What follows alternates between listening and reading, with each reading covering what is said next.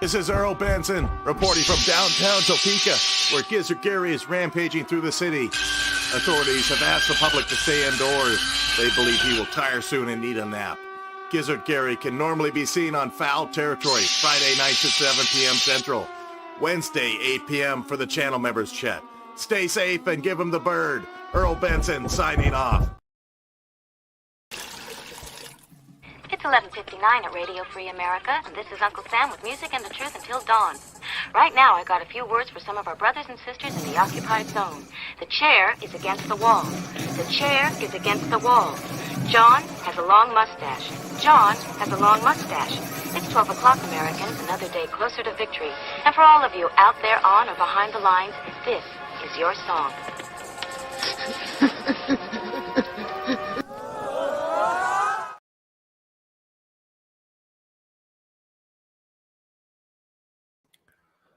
And welcome everybody to our daily gun show. We go live try to go live. We used to go live every weeknight at midnight Eastern. We don't do that anymore, but we will if we can.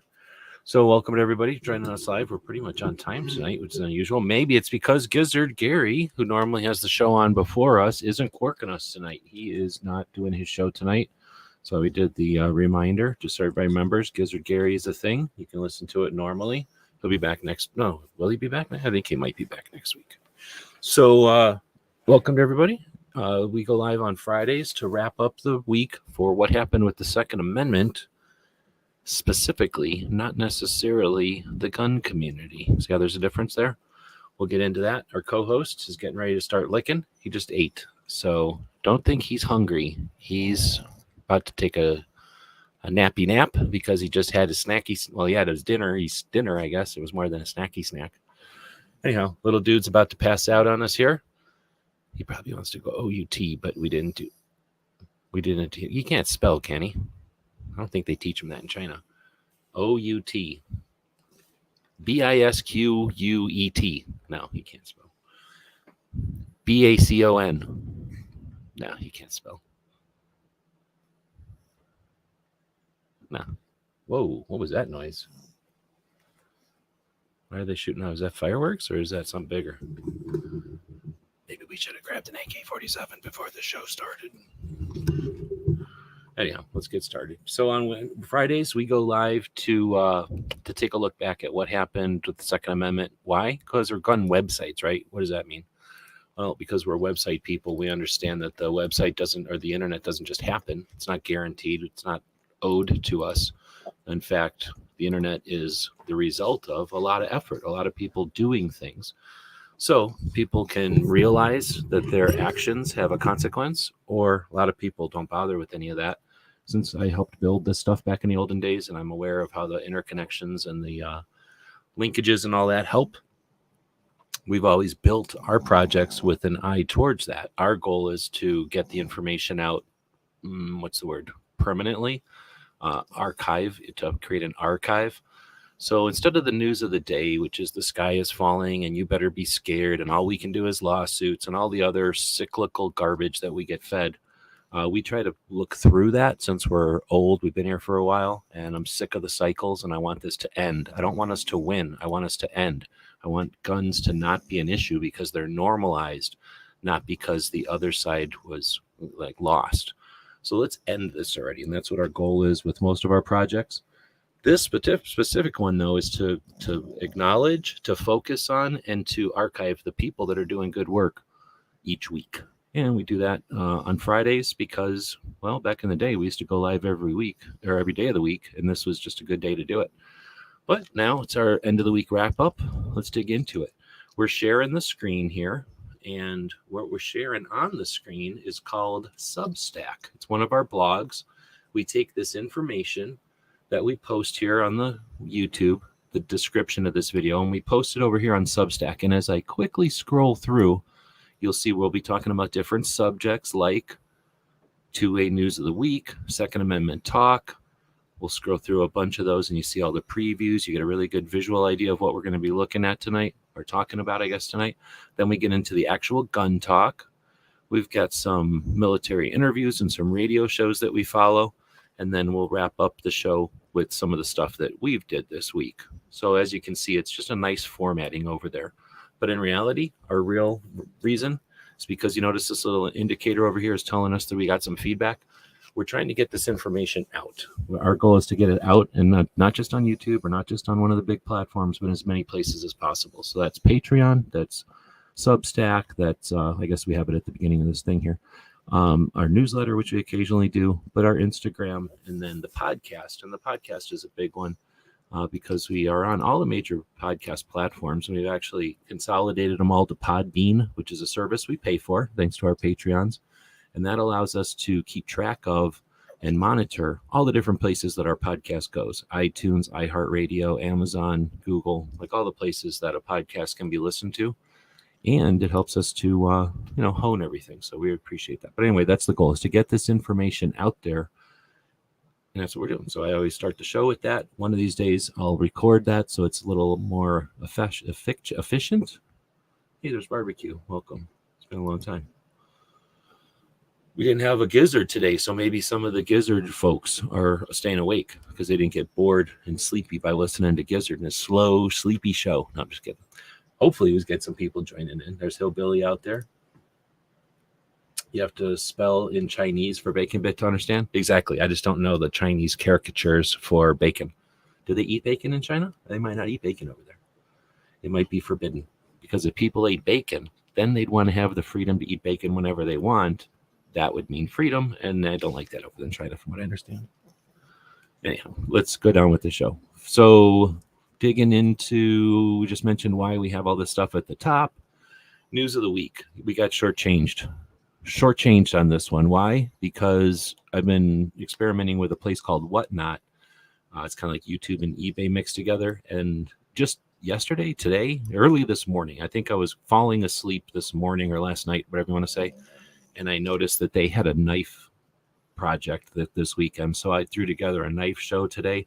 Had a lot of fun with that. We set another knife show up for tomorrow. Is there a big smear on the lens? Sorry, got distracted by this giant smear on my dog's face. Maybe it's on his face. So we just got done with a big knife show, but that essentially just ate a big chunk out of my day today. I had planned on doing some other things and spending a little time on this show, a little more time on this show, I should say. But anyway, so that's what got sacrificed, is our two-way news of the week. But here's a shortcut, or here's a tip or a cheat code. I get most of the two-way news of the week from the NSSF, the National Shooting Sports Foundation. They do what's called an industry. Is it called an industry newsletter or something? Like an industry wrap-up. And it's pretty decent, although it's wordy. And they just copy and paste a bunch of stuff from different writers, from different articles. But because that's a pretty good synopsis of the week, that's where I get most of my data. I don't believe in the sky is falling stuff. Some of that stuff's important, but most of the time, you'll find out if you've been here for a few years, that stuff is maybe, and I'm going to give it to them, maybe people with good intentions who seriously think we're at risk or we're at danger with certain things. But in reality, the antis have a very small playbook, and they just go through that playbook and either start at the beginning and go through the end and start over at the beginning, or they just randomly pick things. But they have a very few number of tools that they used against us, or they have used against us. And the alarmists, the exploiterists, whatever you want to call them, the people that'll jump to the conclusions and the sky is falling and we're doomed. They make a lot of money doing it, so it's lucrative. But the problem is that it's a bit. It wears out. It wears your welcome, right? It's the monkey. What is it? The crying wolf. It's that thing. So I'm trying to get past all that. So anyway, the news of the week comes from NSSF, which is about the best I've found. Although I'm adding a couple of other newsletters to the mix. There's a couple other newsletters that I follow. Problem is, one of them comes out on like Saturday, which is super annoying for a Friday show, and the other one comes out on Sunday. So as soon as I get the hang of it, I'll start looking at last week's newsletters of those to add to it a little bit, mainly because one of them's a military one that focuses on mental health awareness. That's critical. And the other one is just another angle besides NSSF looking at, this news of the week type of stuff.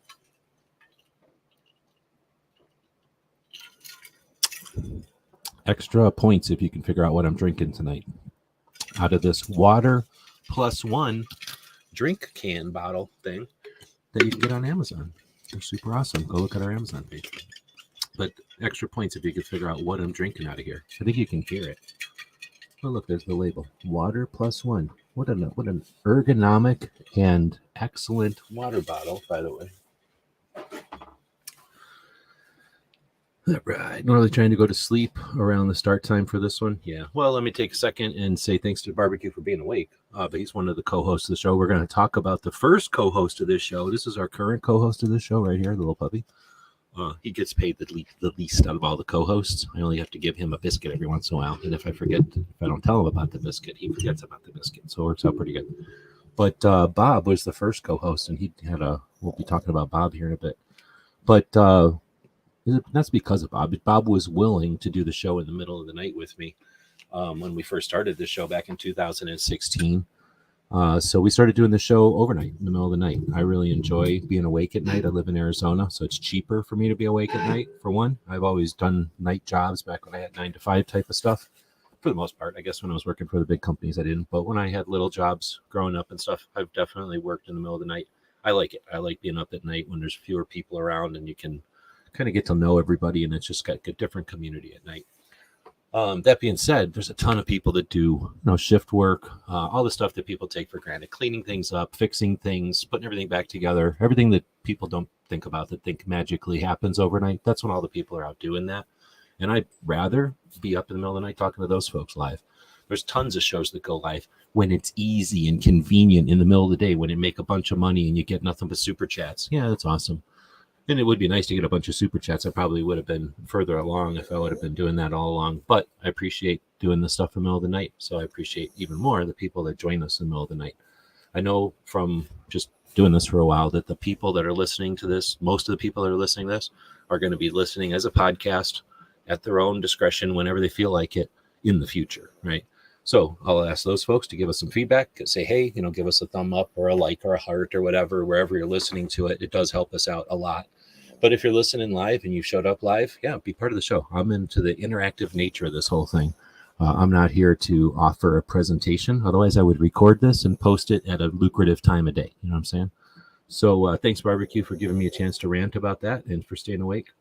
I said, Hillbilly's out there. He does a show on Saturdays. Get ready for that one tomorrow night, a little earlier than this one. Woods is out there. Welcome. G23 also out there tonight, if everybody's still awake. And that's anybody that said anything. So the rest of the people, I'm not saying they're creepy and they're just lurking, but they haven't said anything. So how do we know who they are? All right, let's dig in. So the news of the week, there's no way we're going to have time just by how much I'm blabbing here. But I am drinking something that's keeping me awake, if people can guess what it is. Let's see. Guns Barbecue is saying, I miss those old days. It's hard to believe that's been over 4 years ago. Yeah, isn't that crazy? I think you and DJ were I'm going to say the 2019 and 2020 co-hosts. Is that what it was? Was it 21 even? I don't remember, but you guys were co-hosts for a good long time. Then, of course, we took a month or two off. You stole my time slot, which was very mean. And then we started doing this show again. But it's mainly because I almost lost my house. So I got way too much into debt driving around the country, going to different events and trying to go to rallies and things, and did not do that financially very well. So I've spent the last year and 2 years about, I guess now at this point, getting out of that financial hole. But yeah, thanks to Barbecue for taking over for that year. You bet, man. Thanks for shouting us out on your show. Hillbilly saying thanks for the shout out. All right, well, so let's get back into it. So I like to say, we kind of skimped on news of the week, but seriously, there's a lot of stuff going on, and this is actually the most difficult thing to do each week, aside from the newsletter, which I never do because that's actually way more work, because first I got to do this other stuff and then do the newsletter. But you can kind of see the stuff that gets axed, because this is the most work, and it's probably the most important, but honestly, I apologize, I just don't get paid enough to do it. I mean, I appreciate the Patreons and stuff, but they're not paying my bills. Like I say, I almost lost the house. So once I can get back financially onto my feet, we'll either pay somebody to do this so that it gets done, or more than likely we'll come up with a way to do this as a team so that it gets done every week, but it gets done by people who give a shit, right? By people who want to help. we'll work towards that. And thanks to the Patrons, I'm not bitching. We have Patrons that make sure that this is happening every single week. All those servers are up all year long. We have websites out there doing their thing, like little motors, like little engines, and they're helping people out. So we really appreciate the support we've got from those patrons. And then we're actually growing. So we've had a lot of people leave. We've had some of our oldest, longest Patreons leave. Some of our largest Patreons leave in the last months. But at the same time, we've had new Patreons. We used to have some $25 Patreons, and they've pretty much all left, I think. But we've had more of the $5 Patreons come on, and I appreciate that a lot, because it does, there's fees to all this stuff, and I don't mind it. I mean, I'll do it without the Patreon stuff, but with the Patreon stuff means I can work on it, right? I can spend time on it. All right, getting back into it. Oh, he's saying, Barbecue saying, I came on in January or February of 2020. DJ rolled in July of 2020. And then it rolled through 21. Oh, no, it rocked and rolled through 21. Yeah, I can't remember either how long it's been. But yeah, that's awesome. Patreon's frustrating, but I understand. Some people hate it. Some people love it. I don't really care. I mean, I like it. It's been great to us. Over the years, it allows us to really do a lot with the travel. I mean, I got into debt, but I got into that by the van dying and breaking and stuff. But we were on the road for 200-something days out of the year. I mean, that was awesome for years. And you guys helped with keeping it going on the road and all that. It was awesome. Okay, so anyway, we'll get into the 2A talk. Kind of have this, I try to put this stuff in priority, like the most important stuff first, so people that are listening to this and fall asleep or whatever hear the most important stuff first, but not necessarily always, but let's go ahead and dig into it. Is the most important thing that happens each week Brooke Cheney's Suicide Prevention Saturday Project? I don't know, but nothing else happens on a weekly basis. I mean, I don't even do my show as often as Brooke does her show, and I do my show pretty often. So we have a situation with as far as the gun issue where the other side, the people who hate our property and us and our rights, I guess, they use unawareness. They use, I'm going to say ignorance, but I don't mean people are ignorant. They're just not aware. They use that unawareness to their advantage all the time. And instead of effectively dealing with that, we get all mad and say our rights are property, and we hold our breath and we get all mad, and then they get to say, look at those children behaving like children. So in reality, we have something like, let's say, 40,000 gun deaths in a year. Now, we're not going to compare that to the 100,000 cigarette deaths or the 500,000 alcohol deaths that the ATF is also in charge of or responsible for. But what we will do is take a look at that 40,000 and scrutinize it. And with Brooke's project, she helps shine a light weekly, consistently, on the fact that 2 out of every 3.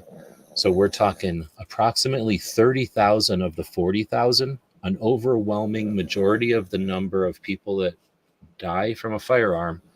It's by choice, and it's suicide. We know that a good chunk of that is military and first responders. And what we don't see is anyone worrying about the mitigating causes, the root factors for those for those actions. What Brooke does is normalize the conversation about mental health awareness and suicide prevention, not by lecturing or reading from a book a little bit each week. She offers interesting, random, brief, consistent messages to make it possible to normalize the conversation about these things. If we can't have a conversation rationally with people who are ignorant and regurgitating propaganda, then we'll endlessly be fighting propaganda. So let's end this conversation. And the way to do that is by normalizing guns. And the way to do that is by creating awareness of the circumstances. And Brooke does that every Saturday afternoon. DJ's our co-host. You can check it out every Saturday. If you're going to promote anything, promote Brooke's show. She gets shut down because as soon as you use the word suicide, YouTube's mechanics, the mechanisms of YouTube cannot distinguish between I'm talking about preventing suicide and negative suicide talk. And unfortunately, they don't care about making a difference there. So Brooke's channel suffers. Any show that talks about this suffers. So if you want to do something truly useful, take one for the team and promote something that's difficult to promote. It's easy as shit to promote stuff that makes money. It's easy as shit to promote shit that creates controversy and exploits the rift or the divide. I suggest that you hesitate to do any of that. Those people are getting paid when you help promote their shit. Brooke is seriously just trying to tread water with her project, which has value.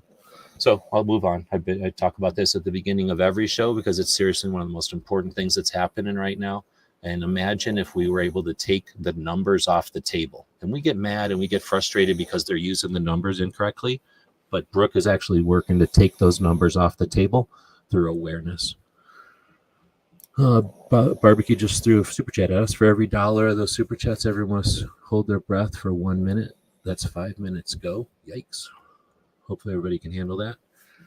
But thanks for the super chat. Much appreciated. We're going to do a thing tonight for every super chatter is in the running for, I don't know, a thing. We're going to do something. Depending on how many super chats we get, that'll be how good of a thing it is. So thanks, Barbecue, for kicking it off and being the first super chat. Actually, this might be the first super chat all month. I don't remember getting a super chat in a while. All right, get ready. Hold on to your seats. Liberty Doll is talking about the, what are they called? The Dewar family, the Dewar brothers. We get taken advantage of. We get held up by our ankles and fleeced. Is that what it's called when they held you up by your ankles and all your money falls out of your pockets? Happens all the time. Why does it keep happening in Colorado? I don't know. But Liberty Doll, if you don't watch her channel, she is kind of like a news, independent news channel, I guess, at this point. Hold on. Had a coughing fit, sorry. Most of the time it's politics and that kind of thing, but she is into guns as well. I don't watch her on the regular anymore because she does do a lot more politics than gun stuff for my taste. But I've been a big fan of her channel. I was a big fan when she came out originally.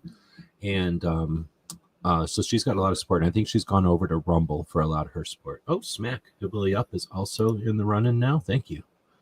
Maybe we'll make it a knife. Let me start thinking. I got a whole bunch of knives within reach. We'll figure out something here. So thanks for the super chats. Much appreciated.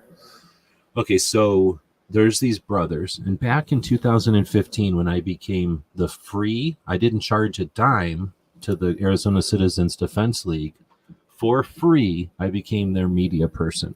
And that's when I started to be more serious about what's going on because I was the head of social media for a state level organization that had accomplished a lot. Being the second state with constitutional carry, we helped grease the wheels for other states to do constitutional carry. And I was proud as shit to be able to, for free, be the social media guy for Arizona Citizens Defense League. I charged them $0 ever. Never. I paid them my life membership, in fact, my full life membership. I didn't ask for a free life membership in return for my services. And as a professional internet consultant, I was the social media guy for the 5 dudes that ran Arizona Citizens Defense League. And at the time, their advice to me, and after much of my, trust me, they had to wrestle me down. They said, leave us. We don't want to do this stuff. And I said, okay, I'll bite my tongue and I will not, you won't have to do it.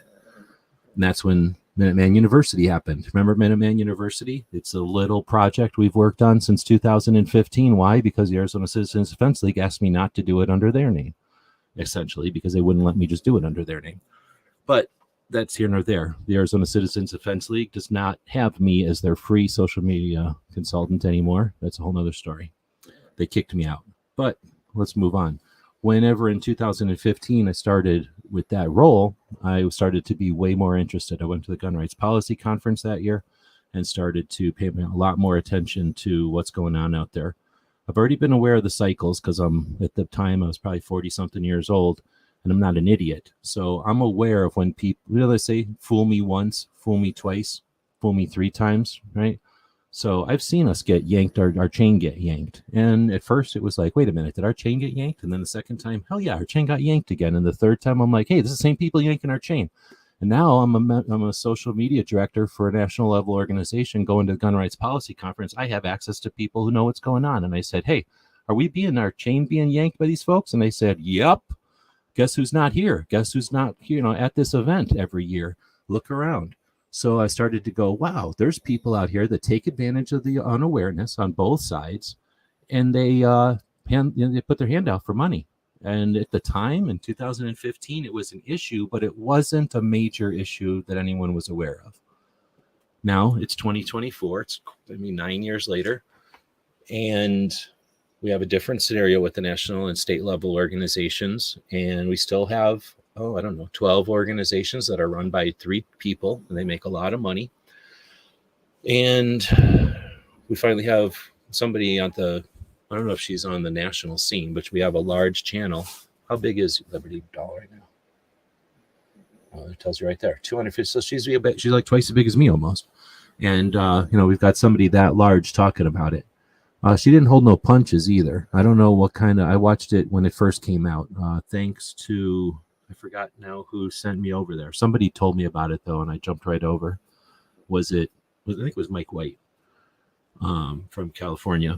But this was I don't know. It's not a refreshing glass of water, but to see somebody paying attention to this.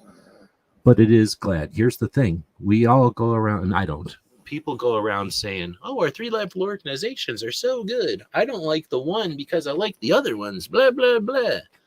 But nobody puts in the additional effort to figure out which of those 3-level organizations are on our side or which ones ain't.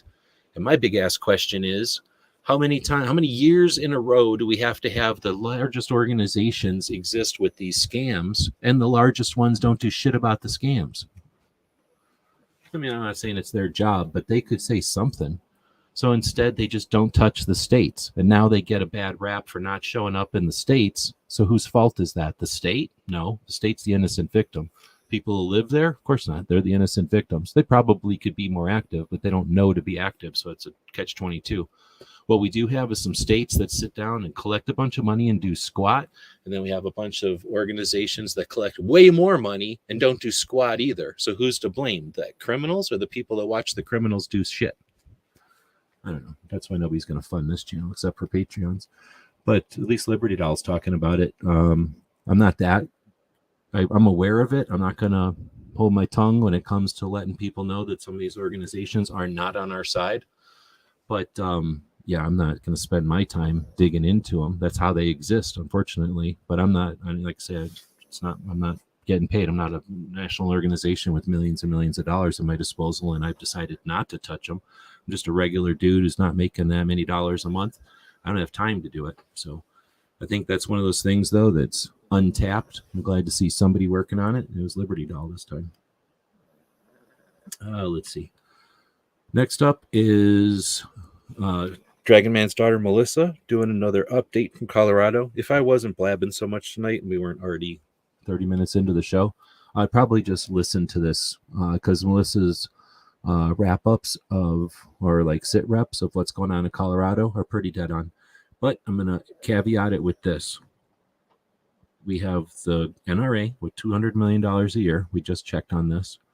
We have the NSSF with $50 million a year. They do SHOT Show, so a lot of that goes to SHOT Show. The third largest organization is in Colorado, and I bet you don't know the name of it unless you watch this show enough, and then you probably dug into it. But the third largest organization is not Gun Owners of America, and it is not Second Amendment Foundation, and it is definitely not FPC, which is the smallest. We have a giant organization that is in Colorado. And what the hell just happened in Colorado? Did we see nothing in Colorado and a boastful, we stopped it from even happening because of all that money? Nope. Did we see, hey, it could have been worse, but we neutralized it to nothing in Colorado because we got all that money? Nope. Instead, we saw, we need your money because we're getting attacked in Colorado. I swear to criminy, if we're not paying more attention, we're going to get fleeced. And not only are we going to get fleeced for our wallets, we're going to get fleeced for our rights. So I appreciate Melissa and her and her ability to spend time on this. There's how many other gun shops in Colorado are posting updates, sit reps. I'll leave it at that. Plus, it's Dragon Man, for crying out loud. You live in a time where you could go hang out at Dragon Man's museum. I'm just saying. If you don't, you're going to be the person who's decided to not go to Dragon Man's museum. I won't put it on the screen, but Barbecue knows what I'm talking about. Next up, Maj did a pretty good call out here. Now, I think I would label it different. I don't get off on saying the Second Amendment community is this or that. There's no reason to be negative. In fact, we're rocking compared to where we were in the 90s, because in the 90s, we only had attacks and we didn't know what to do about it. We would just get mad individually, and luckily we had the wherewithal to take it out on politicians. We have more than just politicians working against us now, so it's difficult for us all to just assume we can all just react, right? How are we going to react without awareness? So I'm not going to lay it on the 2A community for not helping with Dexter, but we have an opportunity with Dexter, and that's what I'd rather say. So what Maj did in his short video here is basically say, come on, man. And I'm going to say, hey, we have an opportunity here. This guy, Dexter, is the guy in New York who got arrested for building a couple of guns and having some tools, and I think like a handful of ammo, like not very much ammo, literally like ammo you could hold in one hand.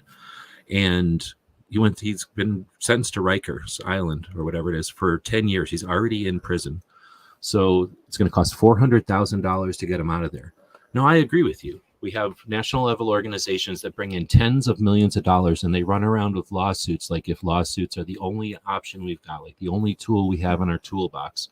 Why those national level organizations with lawyers hanging out their pockets aren't taking care of this, I have no fucking idea. I have no idea. But I don't need to wait for some lazy, cheap, non-doing something entity. I don't have to just bitch about it. So I went and threw some of somebody's money, because people pay us to do stuff. I put some of that money into Dexter's pile. It went from 206,000, I think, when I put in a couple of bucks, and I looked right before the show, and it was at 210. So this dude's barely making $1,000 a day for his GoFundMe, or it's not GoFundMe, it's Give, Send, Go. So some people don't like some of these things. Who really cares, right? Like they're using Give, Send, Go. They need $400,000 for his whatever lawyers. They're at $200,000 now. I think that's awesome. So I'm not going to bitch. Hey, what the hell? How come we didn't get this guy? I'll bitch at the organizations that act like lawsuits are going to save us, and where are they helping this guy? But for the individuals, it's fucking awesome. We've mobilized, I should say, the resources that equate to $200,000 for an individual. What's going to happen when the political strategists, when those attorney generals and those crooked governors who want to defy the New York State Rifle and Pistol Association versus Bruin decision, and they want to take it out on individuals? What's going to stop them from doing it when we all stand around with our thumb up our asses going, hey, they shouldn't be mean to us, versus we just pay the fucking lawyers $400,000, no problem. Let's all throw in a buck. 400,000 people throw in a buck. Where's your next lawsuit, chumps? Like, we have more money than them, right? We don't have a Bloomberg, who cares? But we have $5 in our pocket. We have $1 in our pocket. We have $10 in our pocket. I've seen people dropping hundreds of dollars on Dexter's pile. We have money. And the best part is we have the internet, and they can't stop us from throwing our money around. So we are stronger as capitalists and as a political entity when we can support ourselves without needing the national level organizations or anybody else to help us. And I think we've done great with that, especially with Dexter's. So instead of bitching, I'm going to say thanks to everybody who's participated. I'm going to take a quick look while we're live, and I'll throw the link out here for anybody that wants to share it.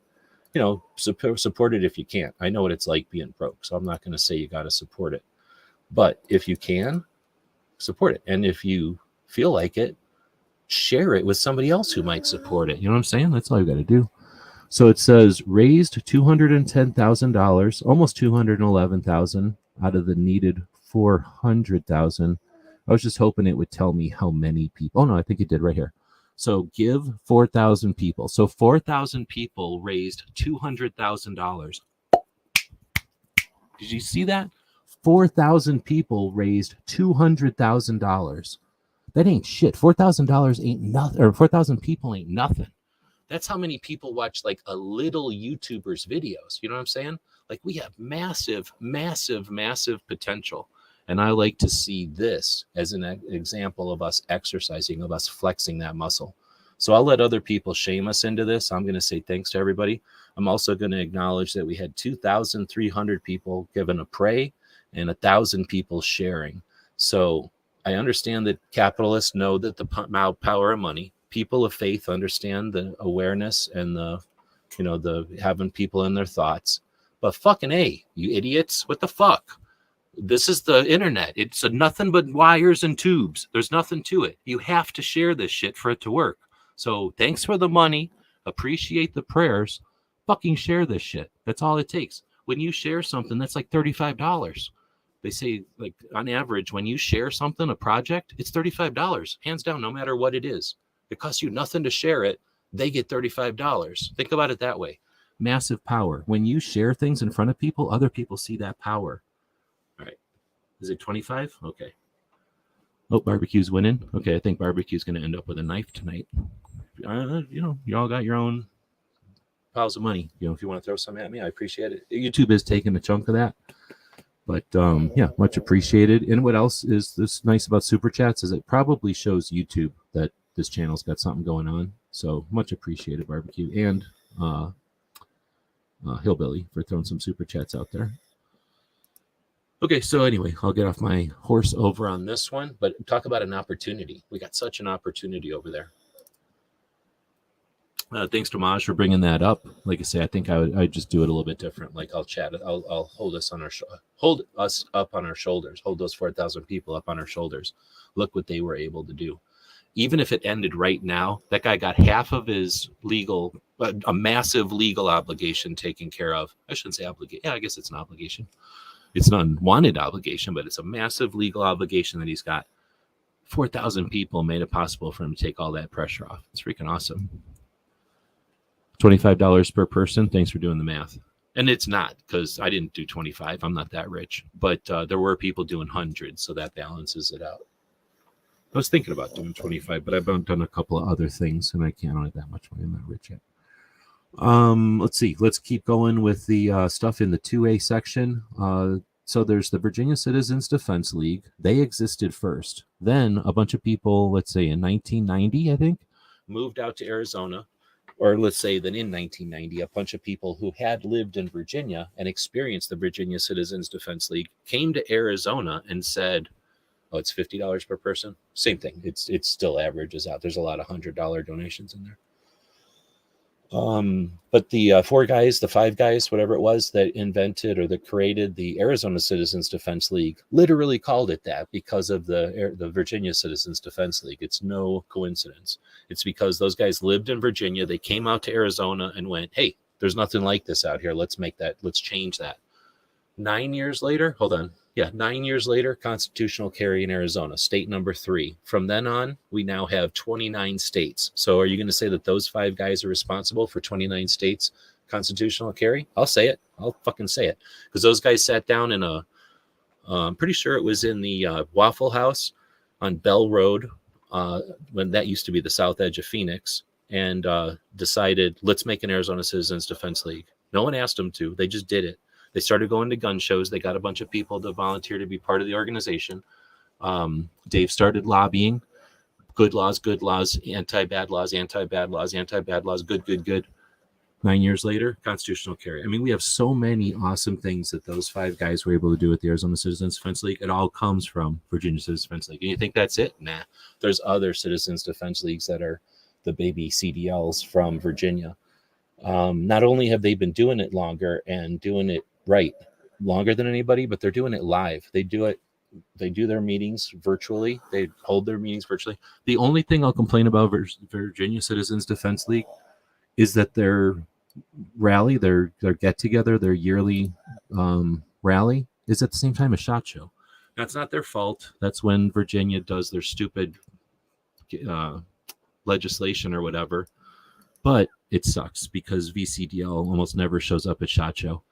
I do get to hang out with them a little bit at Gun Rights Policy Conference when I go, but super cool people. They do their shows live. They're not perfect. Holy crap, they're not perfect. Phil's done some dumbass shit, but he's still doing good stuff. He's still there. Unlike all the other people that got screwed up with Phil that time, everybody else left their office. Look at Gun Owners America. We don't compromise except for the second time they compromised, right? So Phil didn't. He's still sitting there. He takes his blows. He takes his black eyes like everybody else. Well, not like everybody else. Unlike everybody else. So awesome organization. And if you want to get some inspiration, go check out their meetings. They know what they're doing. They hold them well. It's a well-run meeting. Rolo is now changing his channel. It used to be Puerto Rican Pistolero. He's changing it over this next week. Will be his last week on the old channel, the Puerto Rican Pistolero channel. I don't even remember what his new channel is called. It might be called, I don't know what it's called. Something about gaming, probably. But I still listen to the show. It happens. His show on Sundays happens right in the middle of California gun owners, or gun owners radio, and she fires. Sometimes they're all overlapping each other, so he gets the good boot when all that happens. They got divorced. I guess you missed that. Right. So next up is these attorneys from here in Phoenix. I didn't watch this one, but I'm curious about it because they're kind of taking on all the legal options for gun owners type of things, all the what people call CCW insurance. This is attorneys on retainer. Mark Victor, who's been a gun lawyer here in Arizona, a lawyer for gun owners here in Arizona since before I've been around here, since before I moved here. So he really knows what's going on. He's a good lawyer. He's nationally known. Started the, what's it called? Now I'm drawing a blank on his world peace movement, but he literally started a movement to achieve world peace, which is awesome. She's mostly gaming. I've seen her comment on Second Amendment stuff, but I don't think she's creating any content. So I don't know what's the story there. But I haven't watched this one. I wanted to. Maybe I'll watch it. It just got busy this week and I didn't watch it. So if somebody watches it, let me know. This one is this the last one? No, it's second to last one. This one is the podcast went live with Professor Yamane with Walk the Talk America. This one went live, I'm trying to think, 2-3 weeks ago at the maximum. Like this one just was live just the other day. But now this is the produced podcast version. And it's just interesting. I mean, it was a conversation for an hour or something. I decided to listen to a chunk of this one, the edited version, just to see what kind of editing Walk the Talk America is doing. And I figured I'd put it in here just because why not throw another link to something that's, working towards mental health awareness. But I'm just going to also point out for the folks that are out there creating content, how often do you look at the raw versus finished product? Mine, don't bother. I don't do anything to mine. I literally don't do anything. I record this and I upload the raw file. So if you're listening to this as a podcast and you go, how does he do such amazing editing? I don't do any editing. I record this and I post it raw. Other people record live, have this giant file, put it on their computer, put it into some software. Imagine if you got an audio file, it's a bunch of spikes, it's a line with a bunch of squiggly lines and it goes up and down. They'll take the top ups and the bottom lows and they'll move them closer to each other and leveling it off. And it makes it sound way better. And I just don't do it. I don't got the time. I don't got the interest. Now, if a bunch of people said to me, hey, I would listen to your show if you recorded it better, or not that, I listen to your show and I'd rather you record it better, then I'll take that into advisement. But I've been doing this too long. I got too many sticks in the water to worry about if every stick is perfect. So for me, I do occasionally do that, though. I'll listen to something raw because that's what I like. I rather listen to the raw. To me, if I have to listen to one or the other, it's the raw because I want to hear what the mistakes were and what people said. But you never know what they really wanted to say until you listen to the edited. So it is interesting. I listen to it occasionally on something like this where it was like 45 minutes and I listen to maybe 20 minutes of it. But I'm curious if you as a content creator out there, or maybe just ask yourself as a content creator, do you pay attention to what others are doing? Now, sometimes you could do that just randomly, like here's somebody who I know or somebody that I listen to, and I'm going to listen to their raw and I'm going to listen to their edited. But you may want to do it intentionally on people who are winning or are like doing what you want to do, who are good at what you're doing. But we won't make this a coaching show. We do that on Tuesdays. Barbecue threw another super chat out there. He's definitely in the running for that knife. It is possible for somebody with a lot of loot to super chat a knife away from barbecue, but I don't think that's going to happen right now. But he said, I don't like Professor Yamane. He annoys the ever-living loving. I don't know what that's supposed to mean. Because he annoys the ass out of you? That's weird. I've never had anybody annoy the ass out of me before.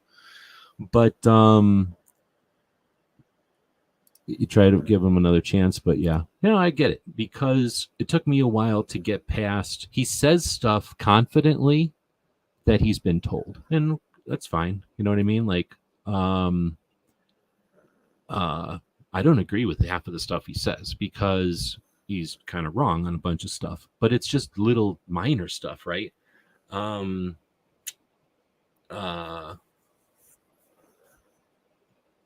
Barbecue saying I'd listen to your show if you'd record it better. Nice.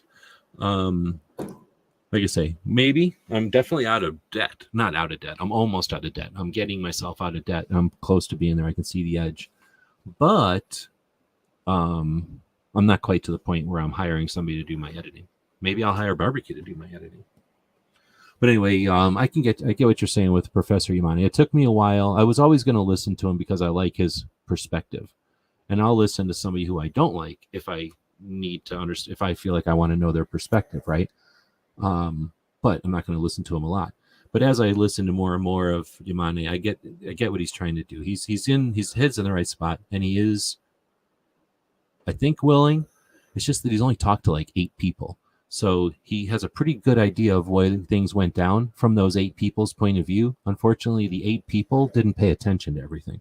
They paid attention to like the surface. You know what I mean? Like they never actually lived in the environment. They just were the figureheads. Some of the figureheads, some of the people that were like spokespeople for the community. He just needs to spend some time actually hanging out with people in the community and understand the real deal. Like he thinks that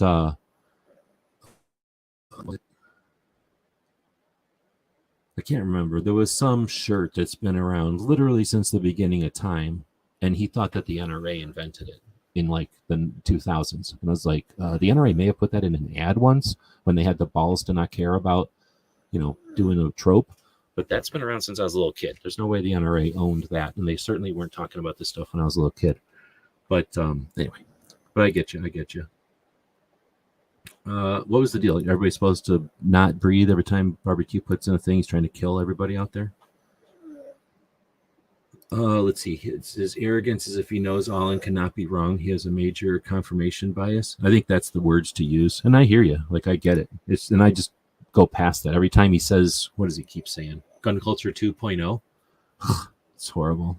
I mean, what gun culture do you think we really are? I think we're probably in gun culture 11 or 13 or something. But he's, he always says 2.0, like if that's what it is. But let's see. But I've read his work way more than listened to him. Oh, interesting. That's true. He did write a book. I got his book. I already bought the book. It's just that it ain't coming out for a while. Barbecue? I haven't seen nothing Barbecue can't do yet, so you need to worry about that part. Let's see. In fact, you should go check out his photography Instagram. I don't know. I was going to ask you, Barbecue. I've seen a couple of the like baseball ones. Do you video and then pull stills out, or are you just taking a shit ton of pictures and taking the best picture out of them? Because he's got some pictures where, like, you would think, oh, that guy just froze a video, because that's how you'd get the, the right, I don't know what that's called, balance or whatever. All right, getting back to it. This is, I wanted to start out the show with this, but I didn't. I was sitting here listening to this just before the show started. I'm going to play a little bit of it. I wish I would have tagged. But anyway, Patriot out there, Patriot from Michigan, Patriot in the dark, people who know, post these I don't know what to call them. I'm going to call them flashbacks for better word, lack of a better word. But he posts these things which are archives. And in this case, a lot of it is Reagan. He likes Reagan, or else he appreciates the blurbs that come out from Reagan. I don't know where he's getting these from, but I don't think I've ever seen him repeat one before. But anyhow, let me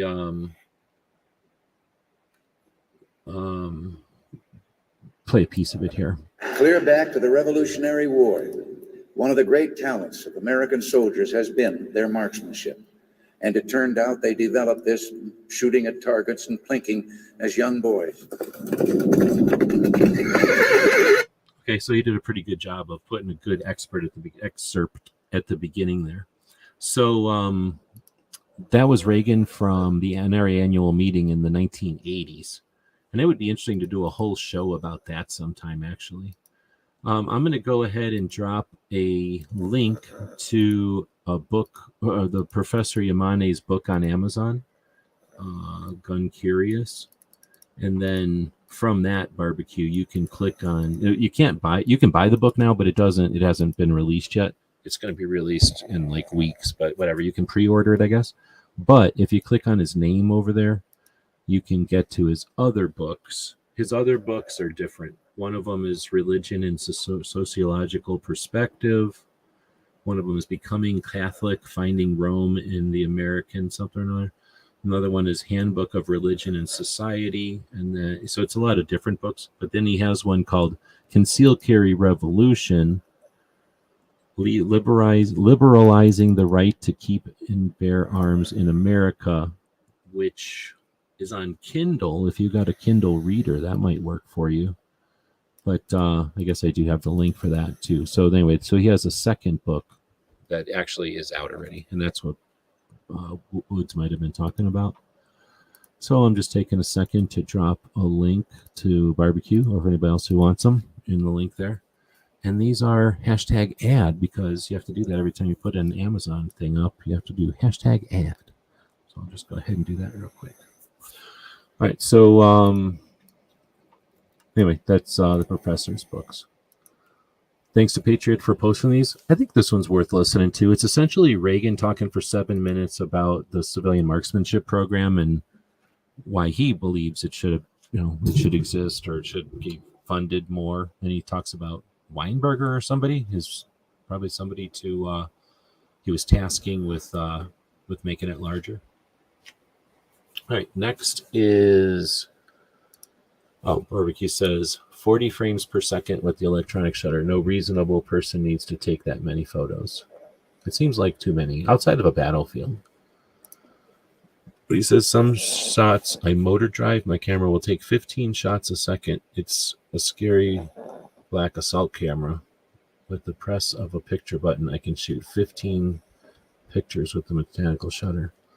I don't think anybody needs that many pictures, but I guess what you're saying. Again, on the battlefield, maybe. All right. So next up is NSSF. I'm going to play the video because there's no audio. It took me like 6 times to verify that there's no audio. This is the video that NSSF posted, and then we'll talk about it. It's 15 seconds long, so there's not much to watch here.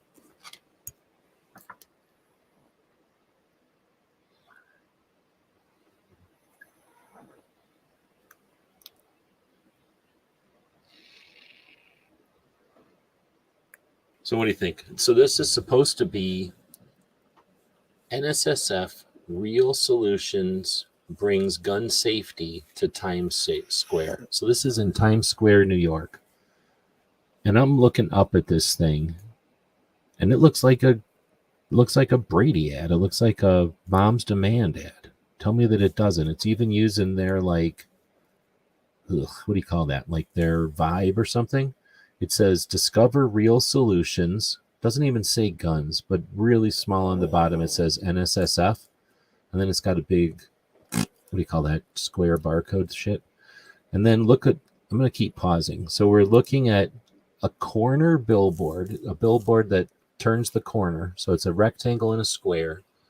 And they kind of, wrap around a building or something, probably at the top of a building.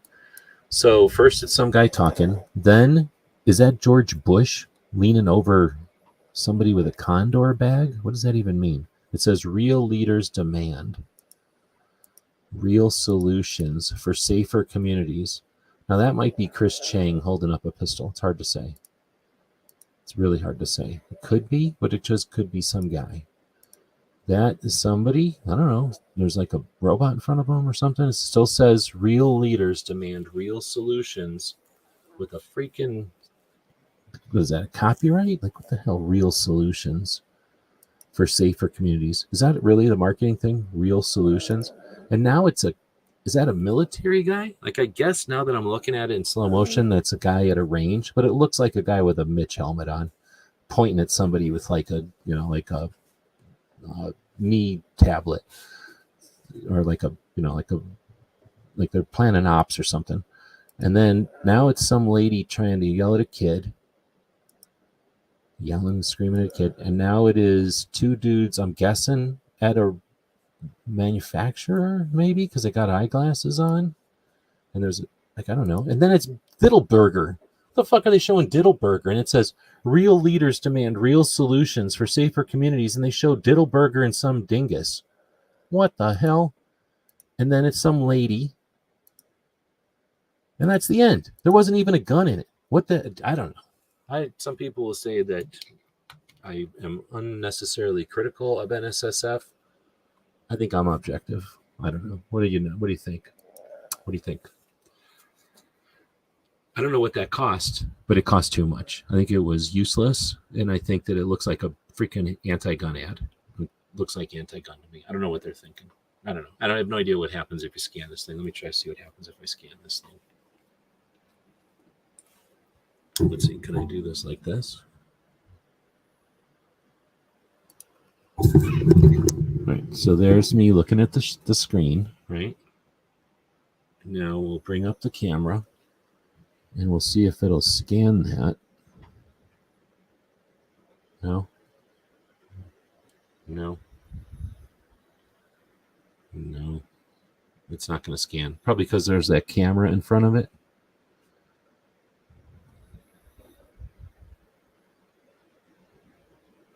Oh, okay. Spittlebigger? How about that? I'll call him Spittlebigger. So anyway, I can't even tell what that barcode is, but we'll put it back in the little co-host over here. This is what barbecue usually looks like during this show, because he's usually sleeping.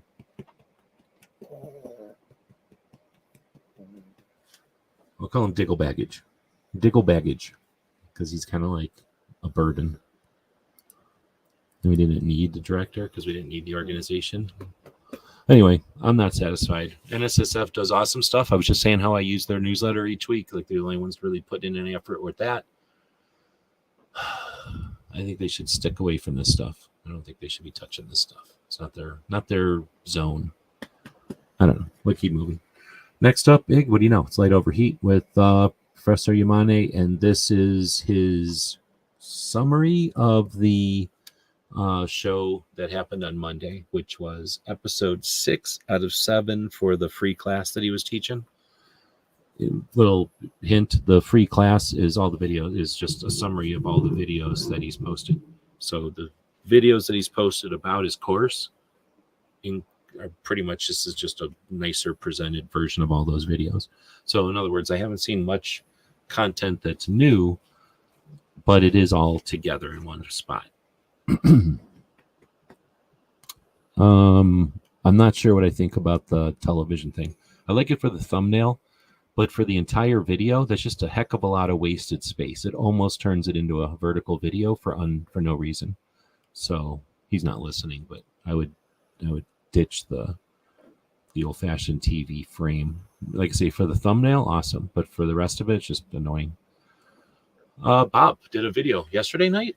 Middle of nowhere, he popped a video up, but in true Bob fashion, he recorded getting all set up and then turned it off. So I suspect he probably recorded the be set up and then turned it on instead of turning it off, or turned it off instead of turning it on, and then probably recorded a good hour show before he figured it out and then said, fuck it, I'm not going to redo it. I mean, that's what I would do. So anyway, Bob's the guy that started this whole thing with us back in 2016, almost 10 years ago now. Moving on. This is the gun segment of the show. So anyway, it's good to see Bob doing good up there. Looks like he's got a house. I think we heard the puppy in the background. I don't think we got to see a puppy in this one. I don't know why is this controversial. Revolvers are better than pistols. Like, I don't know why people think pistols are better, because they cost more, because there's more shit going on, because they get out of battery easier, because they have multiple things that cause them to go out of battery. Like, people don't get into gunfights. People do like to buy shit, and people do like to listen to people sell them shit. So people like pistols. That's fine. Like all the pistols you want. But it's fake to think that a pistol is going to work when there's somebody on top of you. You know what does work when there's somebody on top of you? Fists, knives, and revolvers. And that's why revolvers still exist, even though this one was invented in 1850. So this revolver, a bored through cylinder, modern revolver with a swing out cylinder, is something like 225 years old. Like, there's a reason revolvers are continually modernized, and that's because revolvers are better than pistols. I don't sell pistols. I don't sell little plates that make your pistol hold an expensive light bulb. I don't put other light bulbs under it. I don't care about your grip angle. So, you know what? People are going to hate on my opinion because whatever, but I'm not getting paid by anybody to sell you a pistol. I just understand that I carry a revolver, and if I was given a gun to somebody I cared about, it would be a revolver. Here's a girl who has a very popular channel talking about how to buy a revolver. Now, is she doing it because she's getting paid by Smith & Wesson? I don't know. I didn't even watch the video. I just appreciate when a girl is willing to stand up and buck the trends and all the abuse she's going to get and actually acknowledge a revolver exists. Of course, there's no fancy speed shooter selling this one, but she's willing to hold on to it anyway. Anyway, I never watch, what is this? She equipped herself or something? But I acknowledge she's one of the girl channels out there. I don't know. Does she go to Women for Gun Rights? Maybe that's why. You know, the ladies that are out there just doing their own thing that aren't in Women for Gun Rights, they're not necessarily all on my radar. Let's see. Now we have Gizzard. Gizzard does a show, except for today. He couldn't be bothered to do one today. But earlier in the show, we had Foss's alert. This is Earl Benson reporting from downtown Topeka, where Gizzard Gary is rampaging through the city. Authorities have asked the public to stay indoors. They believe he will tire soon and need a nap. Gizzard Gary can normally be seen on Foul Territory Friday nights at 7 p.m. Central, Wednesday 8 p.m. for the channel members chat. Stay safe and give him the bird. Earl Benson signing off. And thanks to Foss and dang it, why can't I think of Baron's name? And Baron for making that one. All right, so Gizzard normally goes live, but I did a knife show today, and he was scared to show up for the knife show. So he booked it to Texas to hide. Maybe he'll be back next week. We'll find out. Phantom is saying, I like the fact that you can fire a revolver from a coat pocket and not have to worry about the cylinder snagging, where a pistol slide is more likely to get caught. You're lucky if you even get the one shot out of a pistol. You know, with something like a striker fire, you could get one shot out of a pistol, maybe more than one, but one shot, and it's definitely going to bite your pocket or eject poorly or feed incorrectly. A revolver, yeah, take care of business. You know why women carry revolver in purses? And everybody goes, love carry, love person carry, blah, blah, blah, blah, blah, blah. Except you put your hand in your purse and you put your hand on your revolver, and then somebody tries to steal your purse and they're getting an unhappy experience. You know what I'm saying? We'll eventually get past the hype of the. Well, I'm getting into too many tangents here, but I agree. Once people realize that the instructors they've been listening to were simply told stuff by other instructors, they'll start taking more stuff with a grain of salt, I hope. We have a lot of new people. Remember how we had a lot of new gun owners? What happens? That means they have to start learning. So we had a lot of people. Remember those exploiters? A lot of exploiters jump up and go, well, don't learn from that guy who's so expensive. You can learn from me, and I'm cheaper. And I can tell you just as much stuff as him. You know what I mean? So we end up getting quite a big discrepancy in effective tactics and strategies, and then you throw in the mix of I need to sell this stuff. I need to sell this model because I'm coming out with the next model, and however they can sell the rest of this model, I'm good with. And that's, you get too many of those over too many years, and you start to get, let's just say, conflicting advice. All right, we'll move down. So Writing Shotgun with Charlie and Meet the Pressers do a combo show. They do a collaboration, which is super cool. I don't know of anybody else doing stuff like this. And what they do is they, on their collaboration show, is they bring on people who they've each interviewed before so that they can do a supplemental interview together, like as a collaborative 3-person type of thing. Really cool. And this was Steve from Bear Arms, who I was not aware of. So this was a pretty good conversation. And then I think it was later that night, like this was on, and then just pretty much right after it, Charlie and that Steve guy were both guests in this show called Liberty First Foundation. Never seen it before. I don't even know where the channel is because I was watching it on a restream from Charlie. But it was an interesting conversation about politics by people who were able to have a rational conversation. It was pretty good. A little less of the fear and like rage shit that some of the channels do when they talk about politics. And it was pretty interesting. Really, really enjoyed it.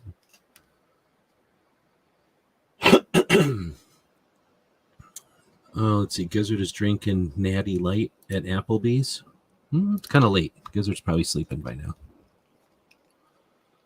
There's Hillbilly Show. He was streaming the Georgia Shooting Connection show, which I appreciate because I don't subscribe to Georgia Shooting Connection. It's all it used to be right on, they did everything when other people were doing stuff, so I just never subscribed to them.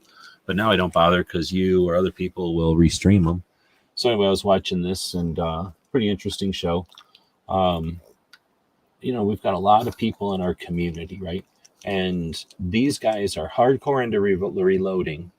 And I don't know how long this show's been going, but I know for a good chunk of years, like it's been going on for a while. And that being said, reloading as a topic, I could go back to 2006 and go through Internet Archives and bring up chunks of our forum back then, because there was no live stuff yet. It was still forums back then.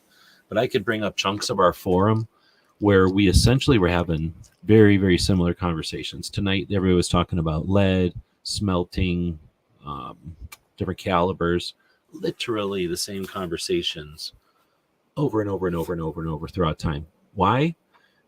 Lots of reasons. One, it's in the information exists. It's not like disputable. Like 45 is better than 9. No one has to debate that. 45 is this diameter. 9mm is that diameter. Like these are just facts.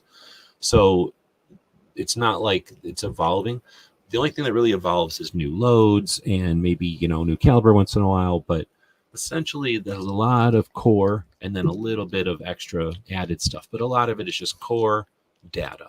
And it's ballistics and it's chemistry and it's all the different, it's physics and stuff. So it's like hard boundary rules, right? And then there's just the pressures that'll fit into certain calibers or guns and stuff.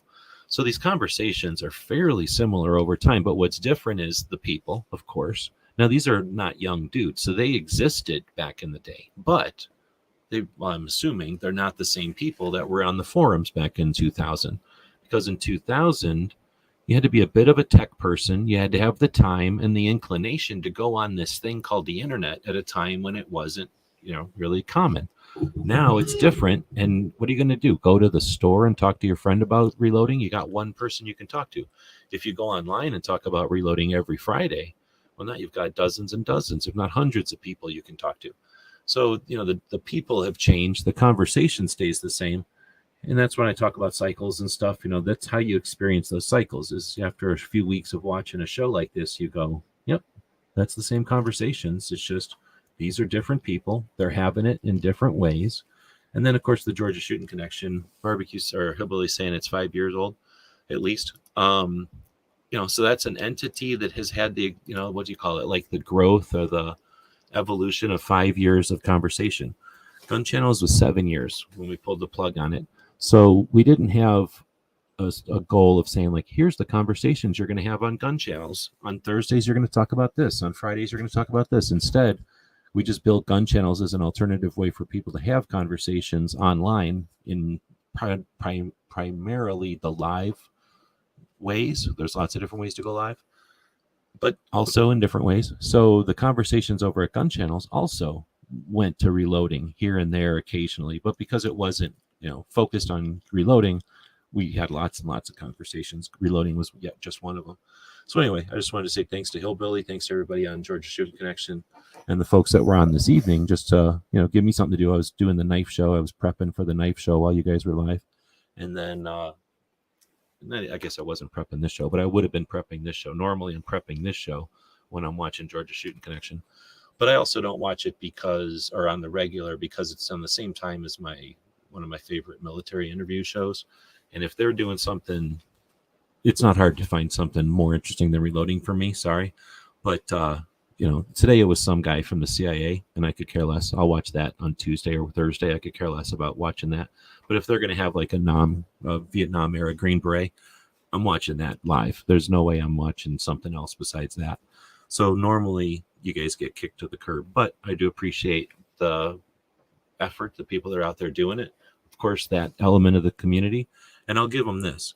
In 2006, I don't mean to belittle nothing. I mean, this is just the facts of life. We're not robots, so we're not the Borg. We don't have one hobby our whole lives. So people are going to evolve and change and move on, right? Groups are going to change and evolve and all that.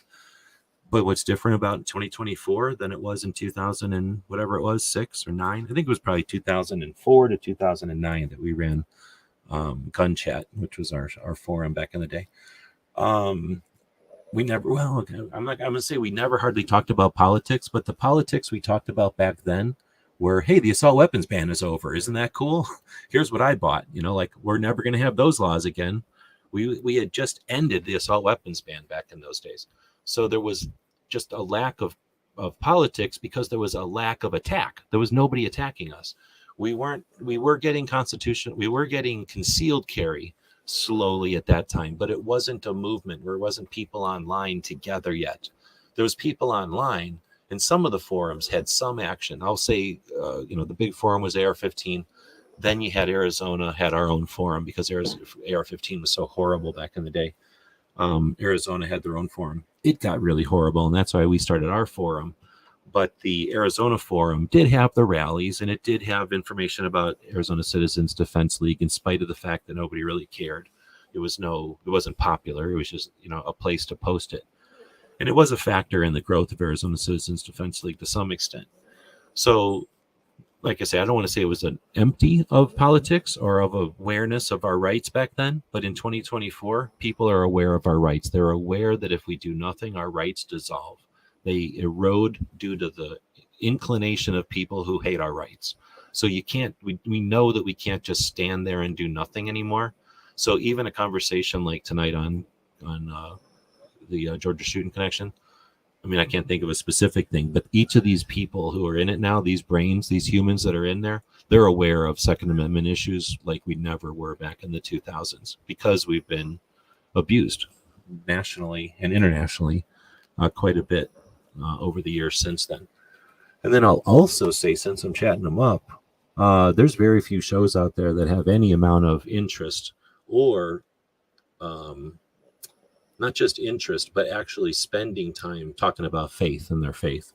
And I got to respect the Georgia Shooting Connection for adding that element to the show and then putting it there, because there's a bunch of people who will vocally give you shit anytime you bring up any kind of faith.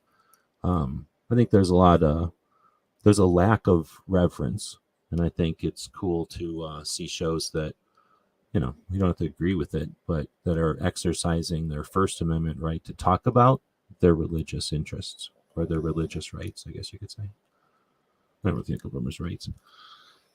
I take it for granted that we have those rights, I guess. Guns and Barbecue, once again, posting how they censoring you.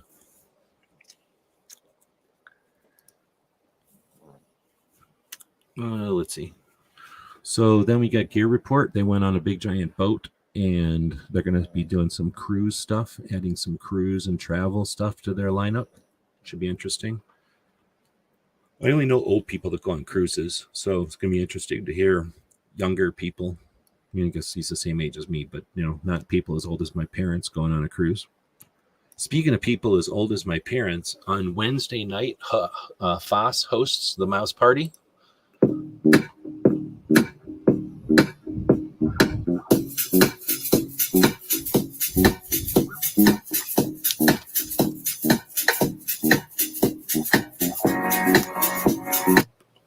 Every Wednesday, no topic, just join in, be part of the conversation.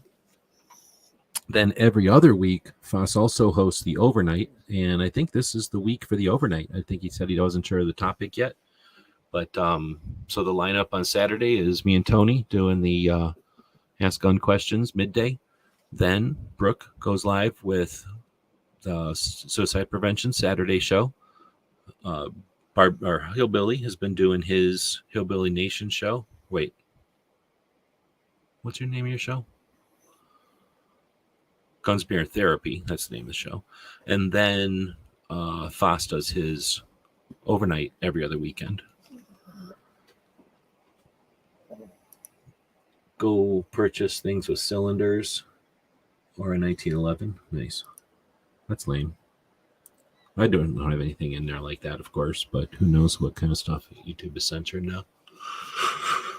Anyway, thanks to Foss for hosting the show. He also did our commercial for Gizzard that we played earlier. We'll probably wrap up the show tonight with one of Foss's commercials as well for our Gear website store. I'll get that queued up by getting a link over to the Gear website store over here. Let's see. Our friend Reverend Ken Blanchard has done lots of things over the years, and one of the things he's been doing with his guitar playing is kind of start up other channels, and this is another update / inspirational message that you can do what you want, man. We live in a world of choices and individual freedom, and it's nice, it's great when we can work together, for sure. We need to stand in, I don't want to say lockstep, but we do need to be able to stand in lockstep, right? We should have the ability to stand in lockstep, even if we don't all agree and all do it at the same time. We should understand how to form ranks. We should know how to get together and march when necessary. And again, we have enough of us that we don't all have to do it like drones. And I think Ken is a great example of someone who's doing what he feels like doing, reacting how he wants to react. Again, as a man of faith, as a man who's been Second Amendment advocate. He's one of the people that inspired me, him, Rick Ector. Really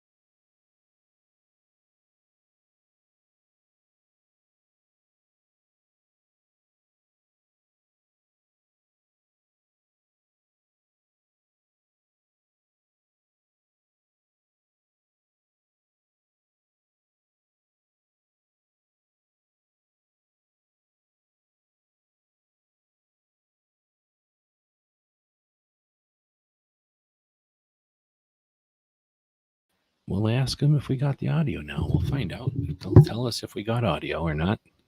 Get all mad at me about it. Your job, really. So we're back. Let us know if we got audio. Puppy's been giving me all these excuses. He had a lot of biscuits he had to organize. Oh yeah, we got audio. But we might get rid of this co-host. He says he does a lot of time licking and not a lot of time making sure the audio works. I'm just saying. He looks sad about it too. He looks because he knows he dropped the ball on that. He was too busy licking his body and not paying attention to our audio. All right, we're getting there. Now we just have to bring up a whole bunch of different screens. The problem was I think I had way too many tabs open. Some people get reckless with tabs. Oh, hold on. Some people get reckless with tabs. I don't agree with that kind of lifestyle. So, and that's why, because you'll end up glitching out your USB devices. Now, I'm from the old school of fighting with USB devices since Windows, oh my goodness, probably 98. So don't get me started on USB buses. All right, we're getting there. We're opening this up. And boom, everything. I'm not complaining. We're all pretty much plug and play compared to back in the olden days. Anybody that wants to say the computers nowadays are a pain, they simply never worked on an olden computer. They just never worked on computers of the olden days. Look how slow my internet is. It's taken this long for everything to pop up. It's like looking at 2002 internet. That's about how fast the internet was in 2002. These are all the things we already talked about today. All the things we talked about.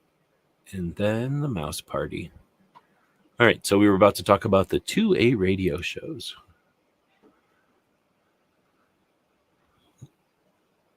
Okay, we're back now. Yeah, I'm just looking at old comments. Okay, so a couple of radio shows that we listened to. One of them is from Cape Gun Works. Look how licky he's getting. All right, you're going down, buddy. You're going down. He either wants something to drink or he wants to POTTY, which I thought I probably should have done before the show. And now that we've been gone for an hour and a half, but he is drinking water, so maybe he just wanted some water. Thanks for the feedback. Excuse me. So one of the shows I listen to is Cape Gun Works, a big gun shop in Massachusetts. You can see it here. And they go live on Sundays with a radio show. They go live on Tuesdays as a expert guest for the 2A Tuesday segment of the Grace Curley radio show. And then on Wednesday, they record a podcast that is 2 hours long. And Toby's been doing this for a long time now. I started watching years ago and been watching as much as possible. I watch the Tuesdays and Wednesday shows. In fact, we do our Tuesday coaching show in the mornings so that we can be the opening act for Toby's Tuesday 2A Tuesday segment. Are you coming back up here or what? So puppy's down there on the ground. That's his I want to go outside look. So he's getting sick of the show at this point. Oh, he is coming back up. Come on. Here he is. He came back up. He has his own little stairway to come up here whenever he wants to. There you go. Now he's back up here. But I'm pretty sure he wants to go OUTSIDE. But anyway, so Toby goes live on Tuesdays. Then on Wednesdays, he does the long format show. I'm not sure which one we're linked to here. Probably the Wednesday show. I don't ever get to listen to all of them anymore, but I recommend it.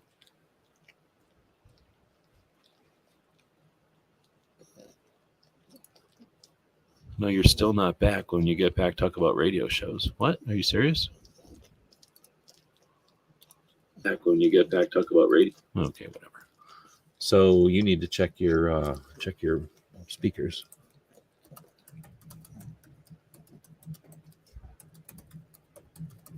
In case he isn't listening. Or in case he can't hear. Oh, okay. Let's see. So, dang it, dude. I forgot what I was saying. Something about Toby on Wednesdays, maybe?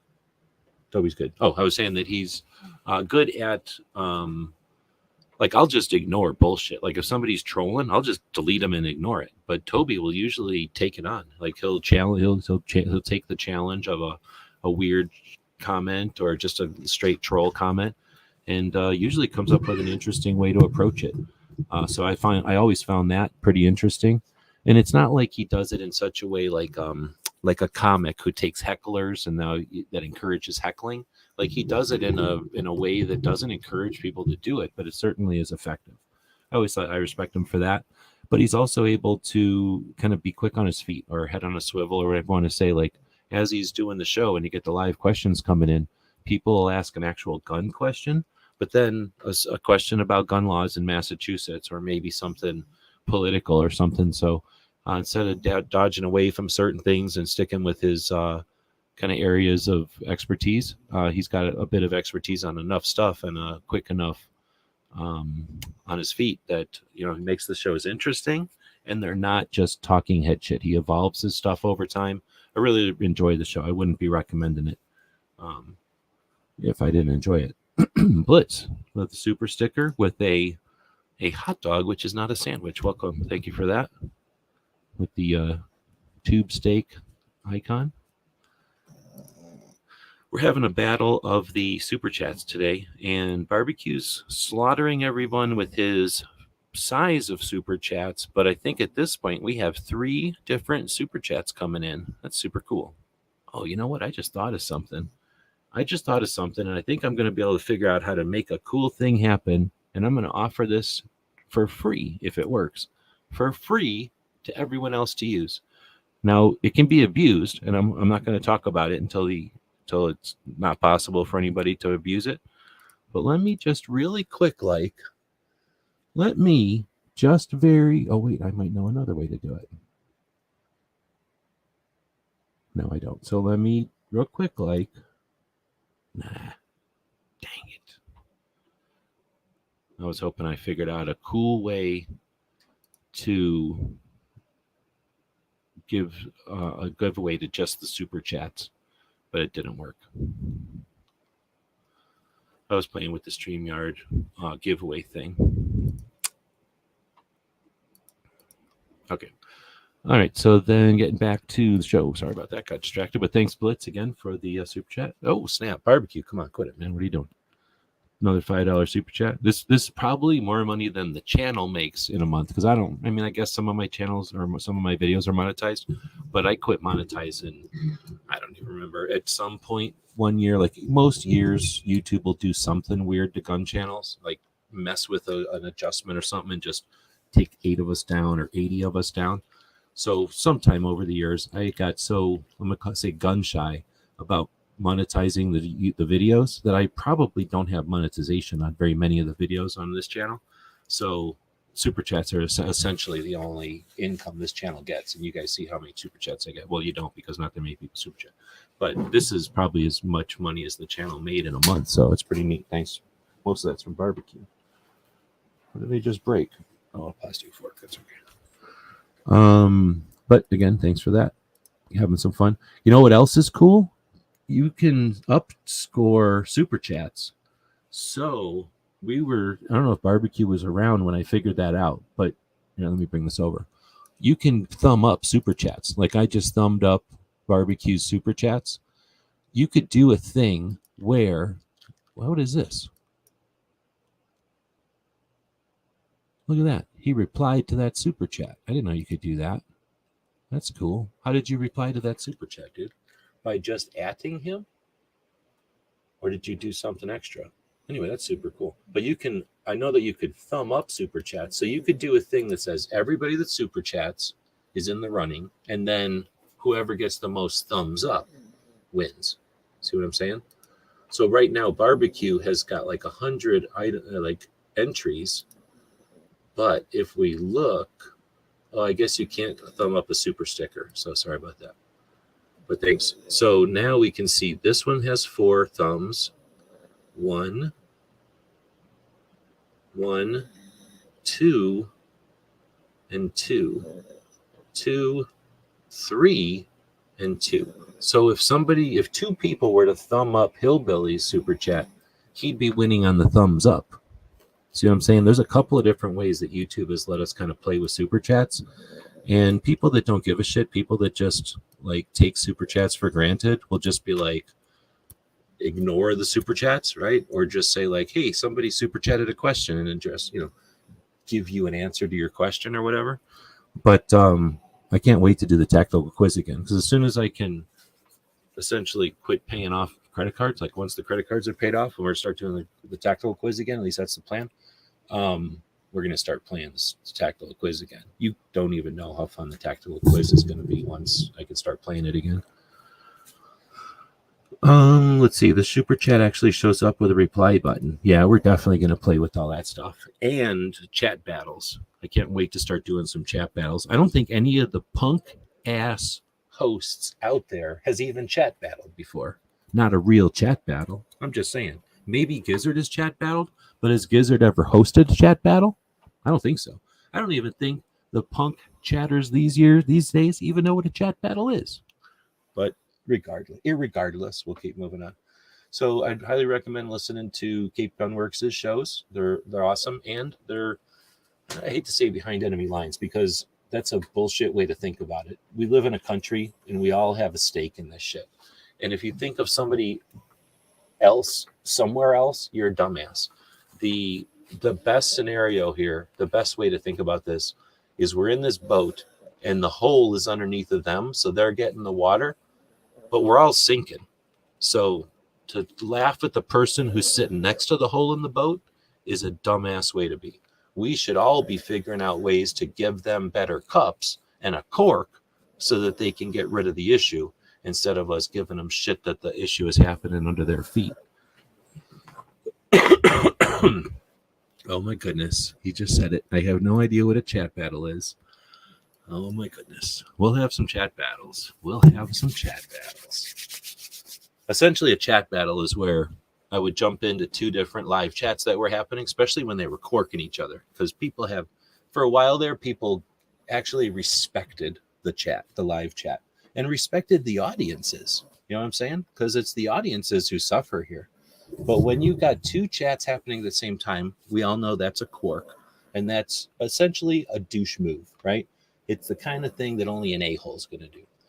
So sometimes it happened because, well, like the reloading chat. There's a whole bunch of reloaders, but then there's a whole bunch of people that, I don't know, who was against the reloading chat? I forget. Let's say Gizzard.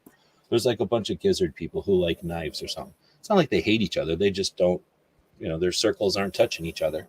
So they were happening at the same time. They're not really quirking each other, but they are for some people who want to watch both things, right? But what I would do is jump into both chats, especially when StreamYard started letting us do this. I would jump into both chats and then do a trivia thing or something, usually a trivia game of some sort. And then depending on whose chats I was in, some people could hang with real questions and other people had to have little baby training wheel questions. But we would do a chat battle, and then both live chats would have audiences. Sometimes it was the same people, but often different audiences. And then they were different people in the chats. And then the chats would fight it out to the death. And only two chats would enter and one chat would leave. It was the time when chats were chats and women were women. Something like that. I forget how it actually went down. But that's basically what a chat battle is. It was pretty fun. I think we had maybe, was it 13 chat battles altogether? Kind of depends what you call an official chat battle or not. Did I ever make a tactical quiz channel? I don't know if I made a channel or not, but somewhere I've archived some of the chat battles. You can ask the old timers from the Gun Channels days what a chat battle is. Some of them will act like, I don't know what it is, because they got their asses handed to them every time they were in one. And then other people will talk fondly about the chat battle because they are victors. You know what I mean? So you'll see. We'll have some more chat battles. Like I say, if I had 3 times as many Patreons, I'd be done. We're done. Like, we can have chat battles every week. But I'm still treading water a little bit. We'll get rid of the bills, and then it'll be a different story. You can never know when you're getting rid of your bills. You can try, and then taxes happen. You can try, and then you got to fix something on the roof. You know what I mean? That's how bills happen, right? So I'm slaughtering them right now. They're getting killed. We just had the knife sales today, so that helped a lot. $160 worth of knife sales tonight. That was pretty awesome. I mean, technically, I should probably paid $100 for those, but still, it's money coming in. Anyhow, I'll keep moving. So then we got the Gun Owners Radio, which is San Diego County Gun Owners. That's an organization in Southern California, San Diego County specifically. So essentially Southern California, where all the population is. A couple of things that are interesting. One, they do a radio show every Sunday, and they go live on the radio in Southern Arizona or Southern California, and they stream it on YouTube. Fairly recently, they've started, like Cape Gunworks, paying attention to the people out here, Mr. Knives, Mike White. Oh man, I should think of some. There's actually a whole community of people that watch that show now. It's just that they're new to me. I'm only familiar with Mr. Knives and Mike White. The other people I'm getting to know, though, because they show up. People in California, have to band together to some extent, because in a lot of ways they're fighting for it on their own, and people keep booking out of there, so their numbers dwindle. They don't get very many people from out of state helping them out or paying attention. In any case, this is a great show because it brings people together. Happens on the radio, happens on YouTube, and it's interactive. They go live for like 2 hours or more, and then take the show and chop it up into shorts and smaller pieces. Then they do other things like their real life. They're boots on the ground activists there. They have a lot of activism, and they've changed Southern California for the better. And there was a time when you couldn't do nothing in Southern California, and they're really whittling away against that through their efforts. Some of those being, they just had a big gun show in San Diego, which was an effort because of the regulations and whatnot. And it was less turnout than they expected or really would have needed. But they are having another gun show coming up on June 1st. So it's coming up pretty quick.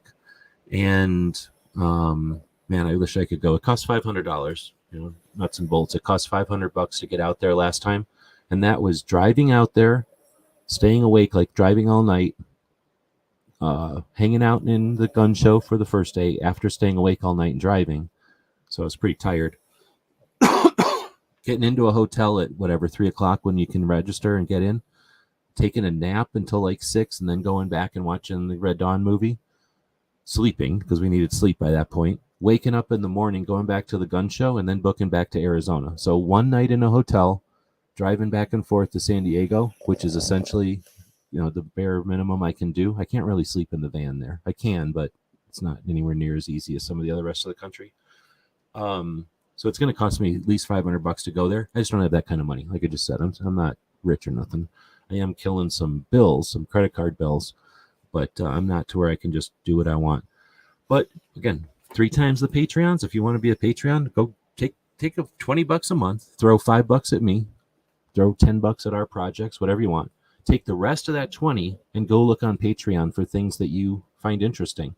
I like mushroom farms. I think mushrooms are an awesome renewable version of protein that anybody can grow. It's a great supplement to any kind of diet, whatever you like to eat. You can add mushrooms to it. Eat a big ass fucking steak with mushrooms on it. Guess what? You can grow those mushrooms and have delicious, nutritious mushrooms.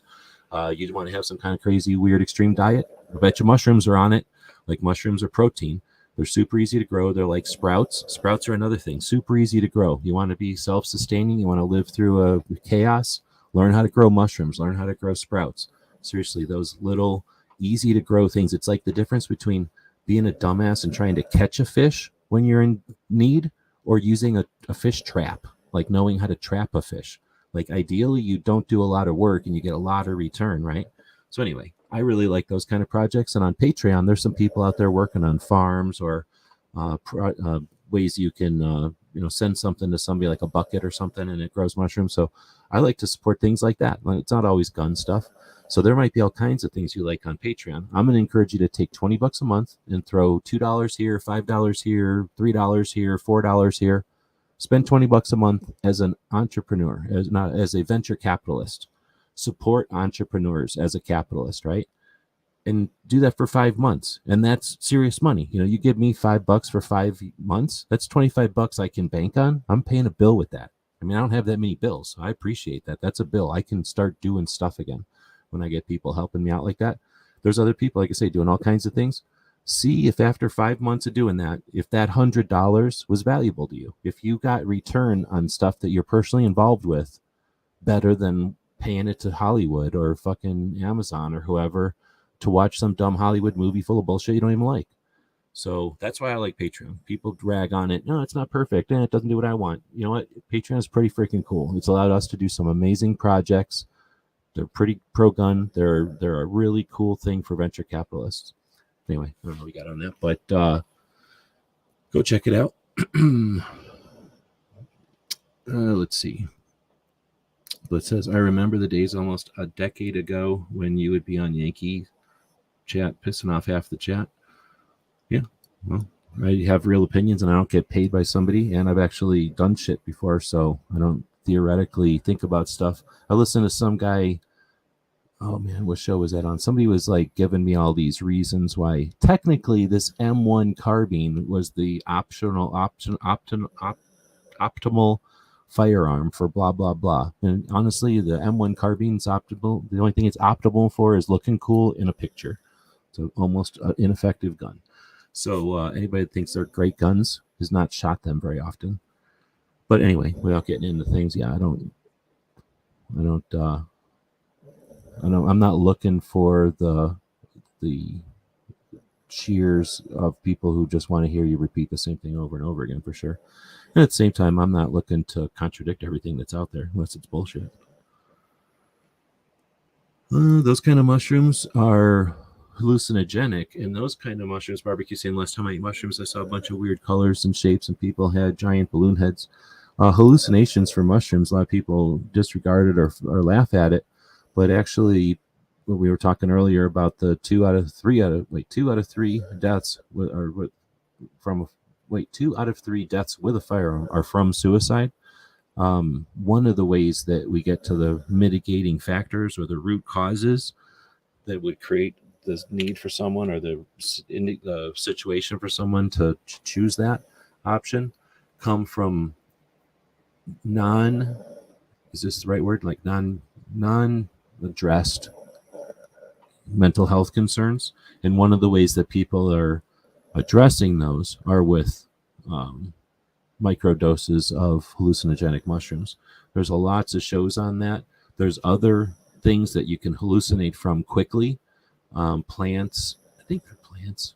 Pretty sure they're plants, but they're powders or something. It's in South America from the jungles or from a tree frog or something, and you can hallucinate very quickly or very intensely. I think there's some other things I don't really pay attention to, but I've listened to a lot of the conversations, and they don't get into the technicalities because either they're, if it's like the droppings of a tree frog, how are you going to make that illegal in the United States? It's not like it's a illegal drug, but at the same time, it's not a common recreational drug. So I don't really pay attention to the things they're talking about. But the concept that by, I think, essentially dropping all your barriers or dropping all your whatever, dropping a lot of the stuff that comes off the shells or the layers or whatever that happens when somebody hallucinates, and then quickly come right back from it. I think it seems as though there's a lot of potential there. And so, we're kind of laughing at it, but mushrooms are amazing. Mushrooms are they're massive entities on the planet Earth. They're not plants. They're not animals, right? Just like an insect isn't an animal. It's a separate thing. Mushrooms are their own thing. Funguses are different. Slimes and other funguses are a little bit different still. But fruiting mushrooms, some of the largest things we have on the planet are mushrooms. Like I said, there's a lot to them, and it's kind of like the oceans. They're really deep. There's a lot to them, and a lot of them are undiscovered. Then there's just a lot of neat stuff going back and looking at history of them and stuff. So anyway, I just find them very, very interesting. I like them. They're delicious. But anyway, all kidding aside, even the hallucinogenic ones are proving to now be more useful than just recreational or religious. Although I think there's still value in recreational and religious things, because what the hell, people are allowed to be free, right? Anyway, that's getting off into subjects, but let's see. Could say you were pissing off half the chat, but you were inspiring. Yeah, so that's the thing. A lot of the hey, let's play ping pong. You're either on this side or that side. I also understand that there's people who would say, or you could just not play ping pong. What if we played darts? What if we went outside and played soccer? There's other ways to do this. What if we played some game where everyone's a participant, right? Instead of just the two people with the paddles. So, yeah, thinking outside the box, right? So I don't really care if it inspires, but if it wakes people up, maybe that's the same thing. Maybe we're saying the same thing. Wasn't the M1 carbine's weakness the flimsy magazines and the bullshit ammo and who they gave them to and how they were treated and then if we're talking about during the war, that's one thing, but the reality is that the war was 4 years long and the aftermath has been all these decades since, and in that decades these guns haven't improved. They've gotten shittier and rustier and less tolerance, and they've been dropped. Like nothing about them has gotten better. They weren't great guns that have now gotten a little less great. They were like bad guns that have only gotten more neglected.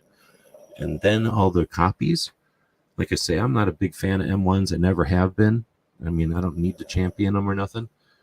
Have I owned one? I guess technically we owned 3, but I never owned one. And so I don't care. I don't have a skin in the game. In other words, like I'm not paid by somebody who's selling them to you.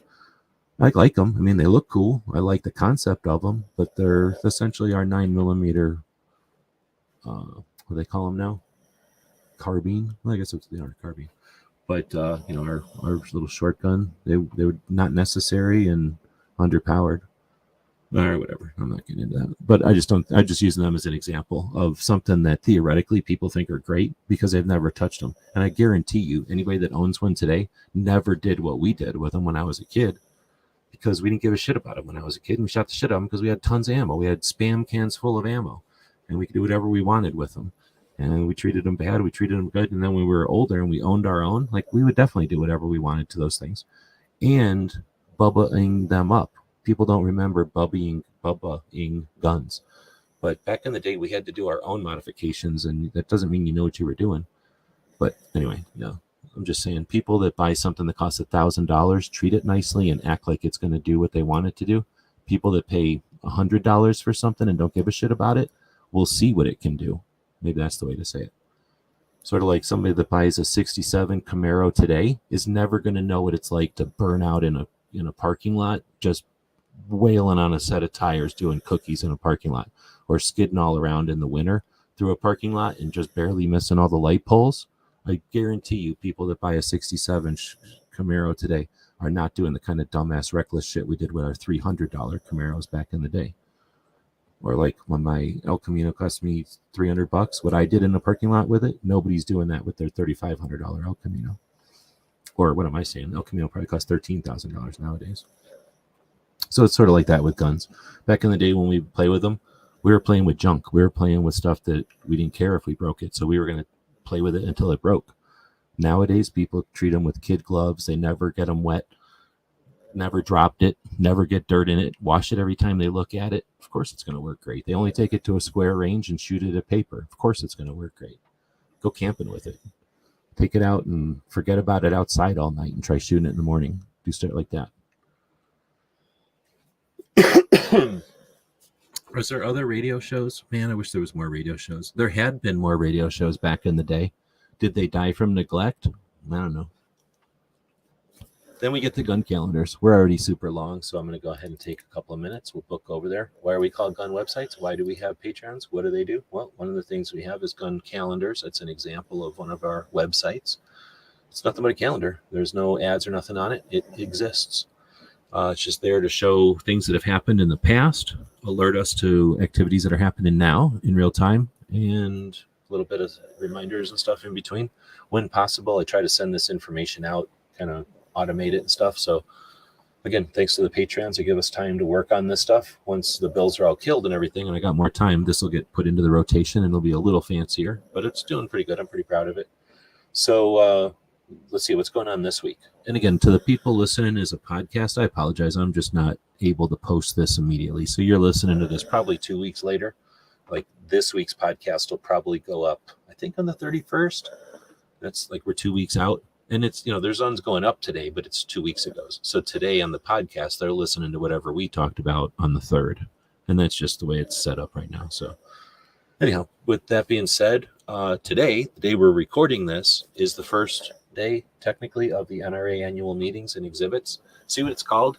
The NRA annual meetings and exhibits. The exhibits are where the gun industry shows up and has little booths like they do at SHOT Show, and they show people, NRA members, their stuff, all the stuff you can buy. You get to fiddle with it and look at it and ask questions. It's awesome. If you're somebody with a camera, you can take pictures and, you know, make a movie or something, make a video or whatever. But that first part, NRA annual meetings, well, I'm going to go ahead and say, I've said it a million times already, this is the most important NRA annual meeting we've had since 1977. And I picked 1977 because that's when Neil Knox organized the NRA members at the annual meeting. I think it was at noon. I don't remember the details anymore. But I think at noon, everybody put on an orange hat or something like that. And imagine a room full of people, the biggest or second biggest annual get-together of gun owners in the country. The biggest might be SHOT Show, but that's an industry event. NRA is certainly the biggest accumulation of gun owners in the country that are coming to a public event. And at that event in 1977, before there was any kind of internet, everybody at noon put on an orange hat. What happened? What was the results of that? Why did they do that? Because until then, the NRA had been thinking, they had been suggesting that it was time to move to New Mexico and become a hunting organization. This was 1977. This is 9 years after the 68 Gun Control Act. So Neil Knox and Harlan Carter were like, hell no, we need to stay in Washington, D.C. and fight this shit. Well, everybody put on an orange hat. That showed the leadership. Uh-oh, we can't just do nothing here. We better do something about this.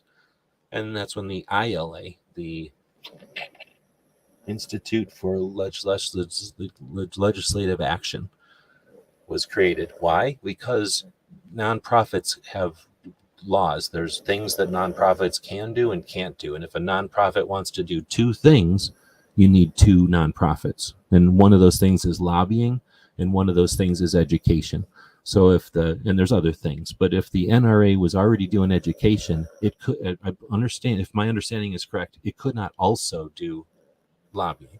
So by law, they need to create another entity, and that's where the ILA comes into play. Now, there's a lot of misinformation about the NRA, the ILA, and the history of that.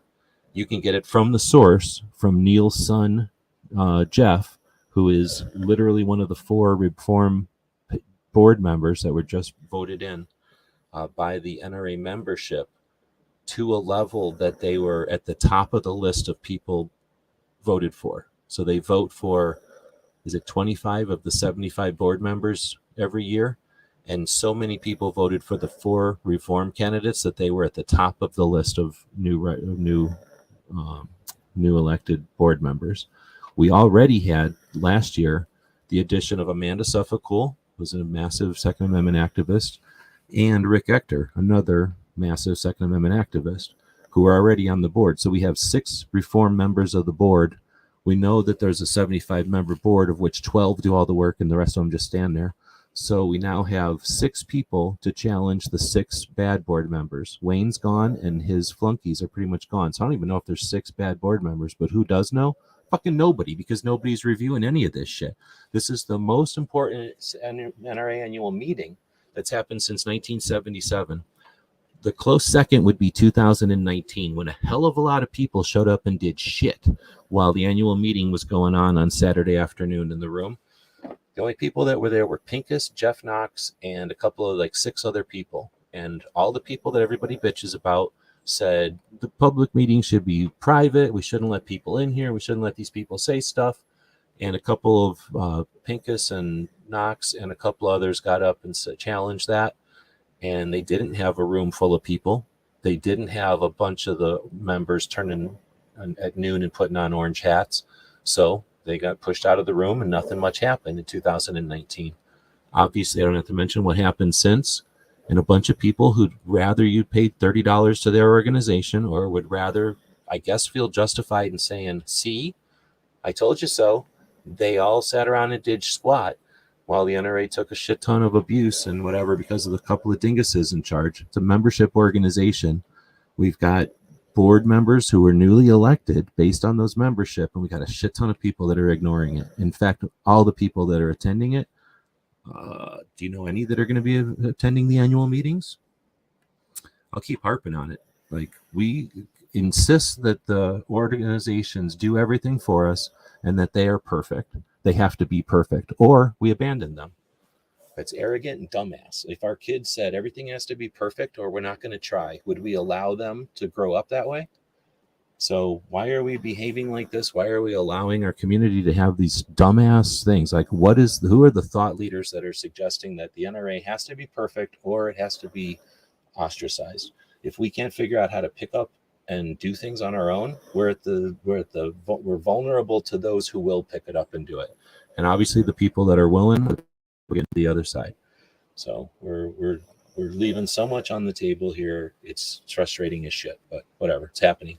The NRA meetings, you're going to get a bunch of people talking about grip angles, all the new fucking red dot plates that are coming out, whatever new type of crap you can put on a 80% or whatever new thing you can slap on an AR or some kind of a little thing that attaches with a rivet. Yep, you're going to hear about that for the rest of the weekend, maybe 2 more weeks, depending on how much they got paid to talk about it.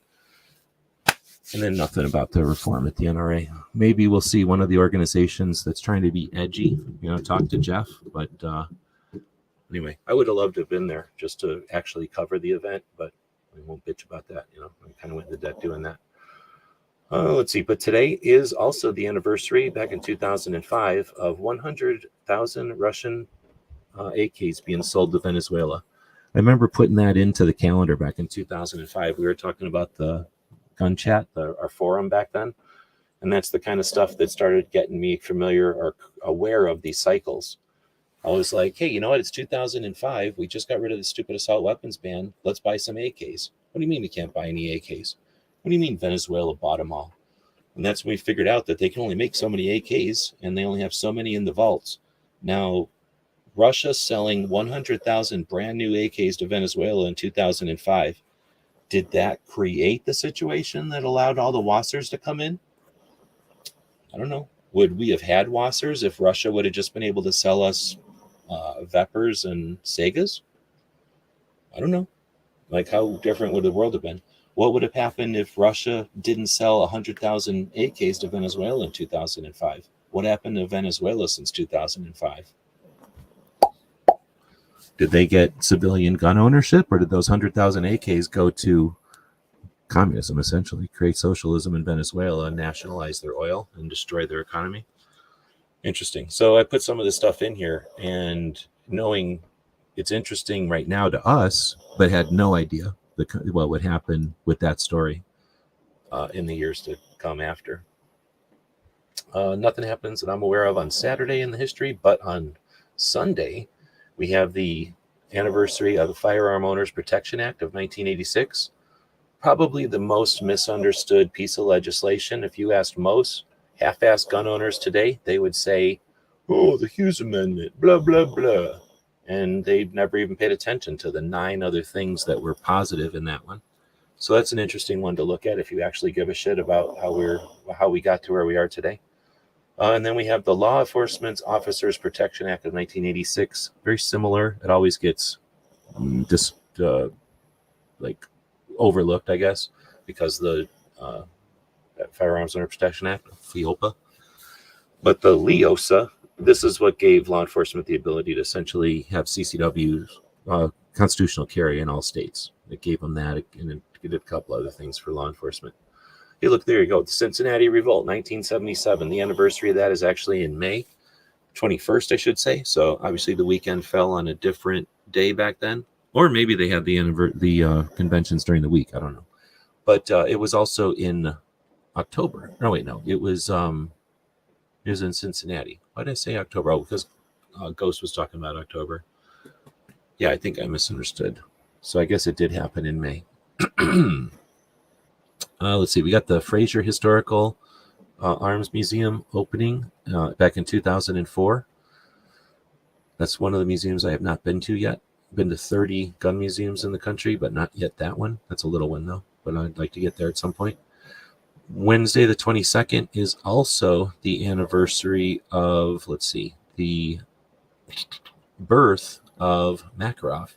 Makarov's interesting as far as his history because he was born and died a week from each other. So he was born on the 22nd of May, and then he died on the 13th of May. So He almost made it to a whole nother year, but he died just before that.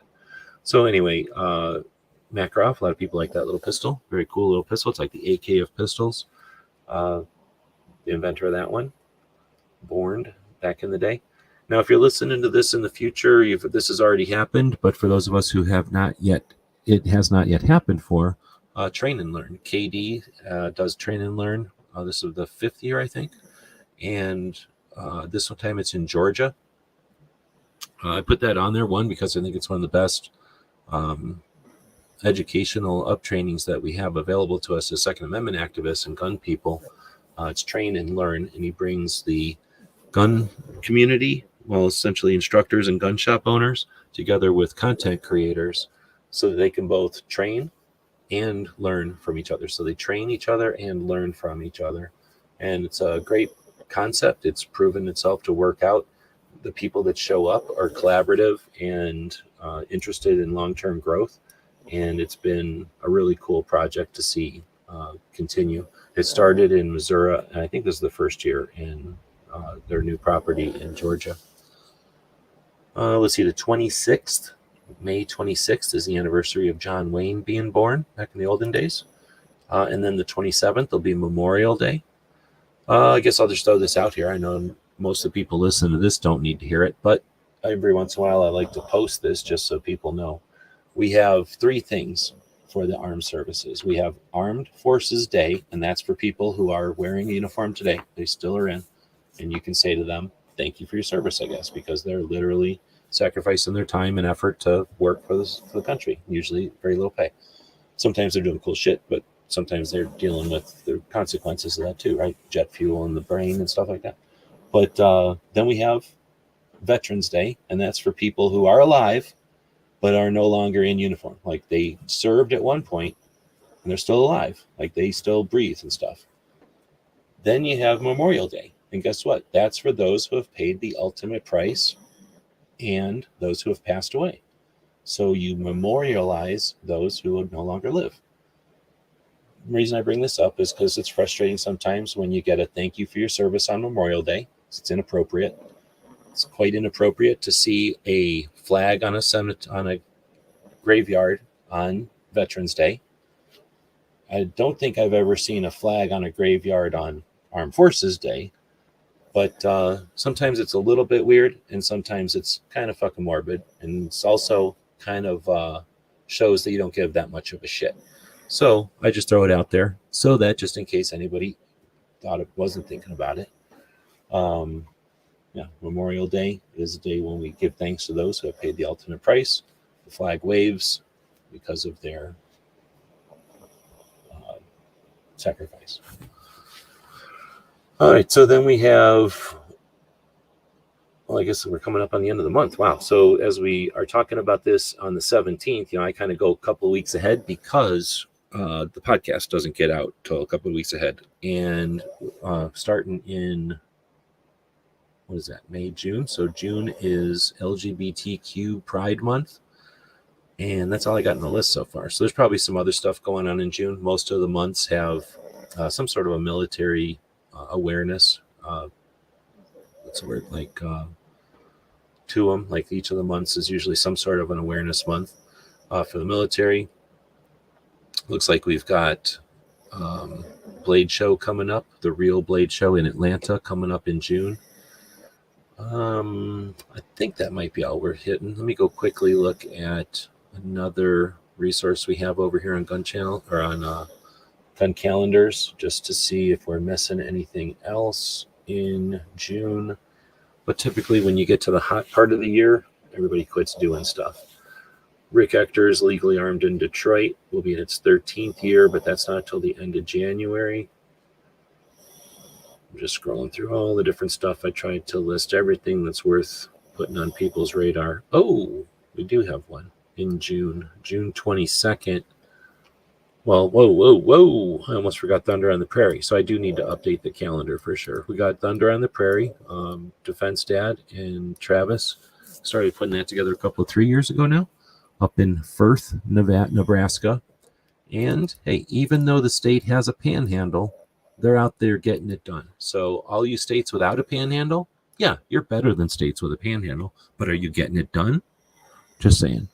So on June 1st and 2nd, a bunch of people from the internet will get together in Firth and have some fun, enjoying a weekend shooting and having a good time. Then later on in the month in Winnedote, Oklahoma, which is essentially, I'm probably saying it wrong. I know I'm saying it wrong. Which is essentially kind of north and east of Tulsa. So if you left Tulsa heading towards Missouri, you would hit Winnedote. It's right by the reservation. And up there somewhere they have their Oklahoma Full Auto Shoot and Trade Show hosted by our friend, Mike Friend, up in Oklahoma. And that one's been going on since the early 2000s. It's a cool one. I've never been able to go, but I would like to at one point. It does happen in the middle of the heat, though. I think that's about it, though, that we've got for June. Okay, as soon as I say that, there is an outdoor retailer happening in June I think those are all in Salt Lake City now again. Outdoor retailer is kind of like SHOT Show for sporting goods stores. So if you're a content creator and you're looking at like content for tents and kayaks and bicycles and windbreakers and dog backpacks and things like that, that kind of stuff is an outdoor retailer. We went back in 2010. It was awesome, but I've just been doing the gun stuff, so I haven't gone. I probably will end up going to that again, though. Probably not this June.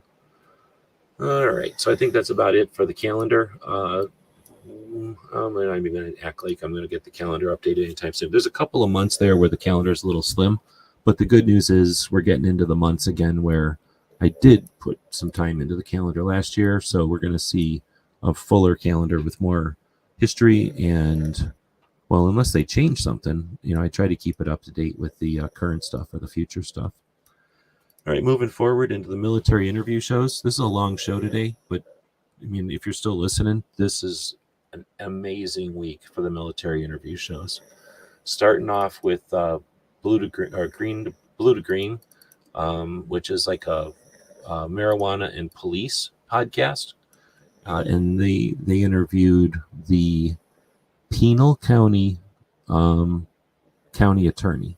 So if you look at Arizona on a map, Phoenix is kind of dead center. Tucson is below it. And then the international border with Mexico is below Tucson. We're about an hour away from each other. So if you go, or an hour and a half. So we're about an hour from the border, and we're about an hour and a half from Phoenix. Pinal County is in between Tucson and Phoenix. So Phoenix is Maricopa County, Tucson is Pima County, and in between is Pinal County. We're all named after Indians. So Pima County is way bigger than the state of Connecticut. Pinal County is almost the size of the state of Connecticut. And I have no idea how big Maricopa County is, but that's 2 counties in Arizona are bigger than, that's like 2 Connecticut's, and that's just southern Arizona. So we're way bigger than the East Coast. But this is a huge county. They are treated as a border county, even though they're not on the border, because the Tohono O'odham reservation exists on both sides of the Mexico border, or the international border with Mexico, because it's an independent sovereign nation, of course. So the Tohono O'odham reservation goes almost all the way up to I-8, which is essentially Pinal County. So even though they're not in border on the international border, they're essentially a border county, and everything as far as funding and enforcement and everything, they get treated like a border county. They're the only county, I think. There might be one in Texas, but they're one of the only county that's treated as a border county. There's so much stuff going on now. The border issue is different, so different than it was just 5 years ago or 10 years ago.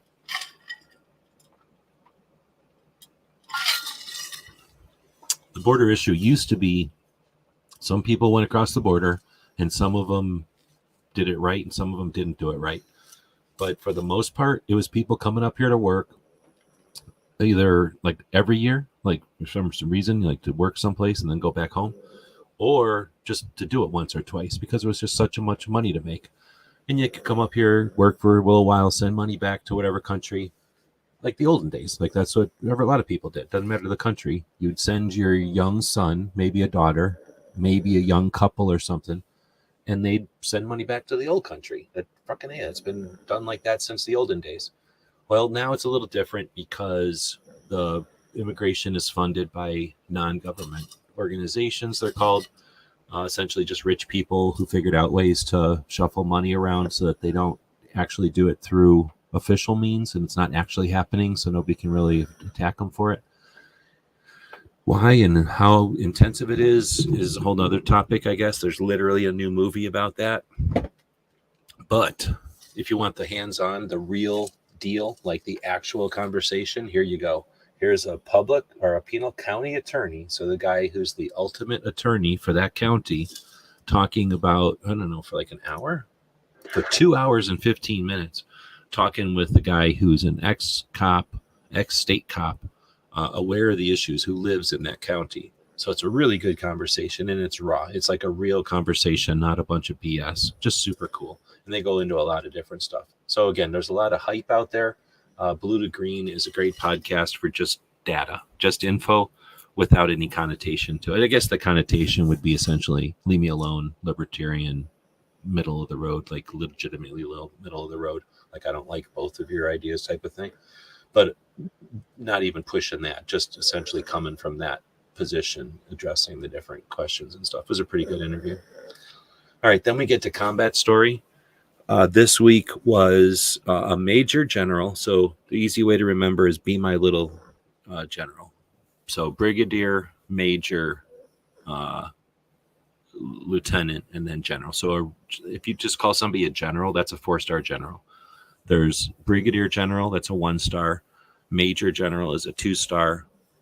Lieutenant general is a 3-star. And then a real general is a 4-star. So be my little general, brigadier, major, lieutenant, general. At least that's the way in the 80s we remembered it, because nobody talks to generals. You only have to know this on tests and shit. But unless you work in some kind of paperwork shit where you talk to generals, but most of us never talk to a general ever. Anyhow, this guy's pretty cool. He is a major general now, but he was like a captain in Vietnam, and he commanded tanks. So if you've seen some of the movies, he's actually pretty cool. He asked him something about Platoon. He's like, what's the most realistic thing about Platoon? And his answer was something like, well, it rains a lot in Vietnam. There's a lot of these movies that are garbage. He talked about We Were Soldiers as being like, kind of trying to make it look kind of normal or realistic, but they try to, put a lot of stuff into these movies. But anyway, super, super interesting. This is a long one too. A 2-hour conversation. Very soft spoken. I guess when you command tanks in Vietnam and then become a major general, you've got enough experience that you can just be calm. But just such an interesting. It's kind of raw. I wouldn't listen to this one around kids.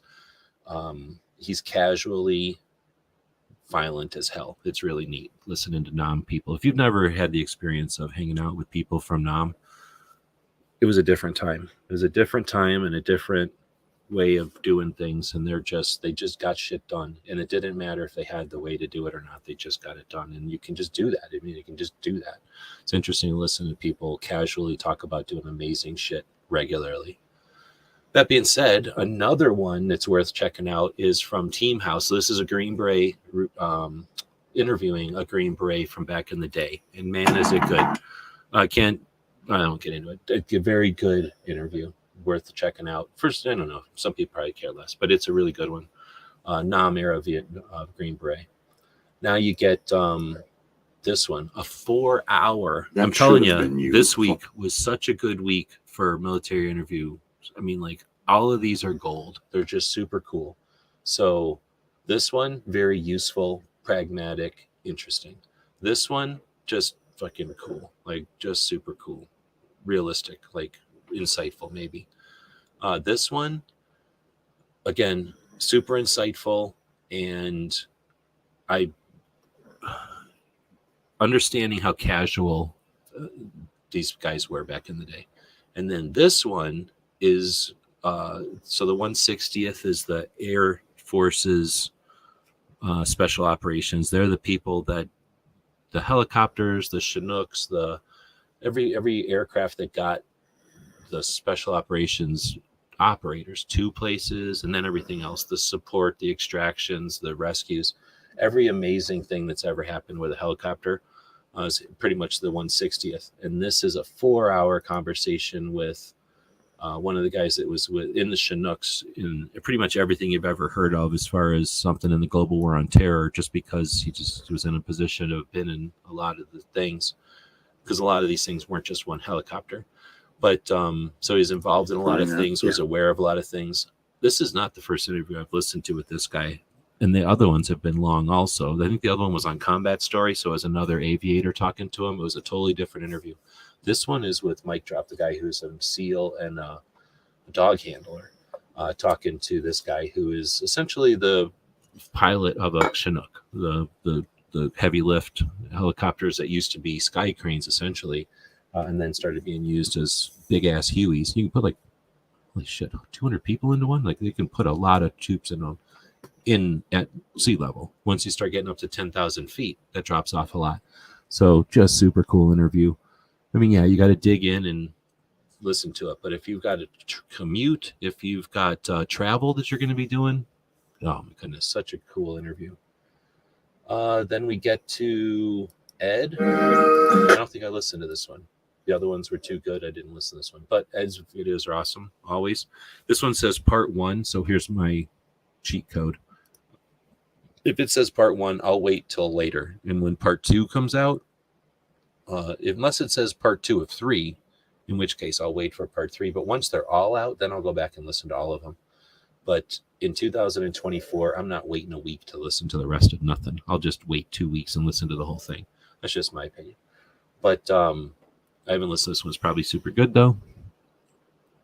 Hillbilly says nowadays you can even buy your car insurance from General. Hell yeah.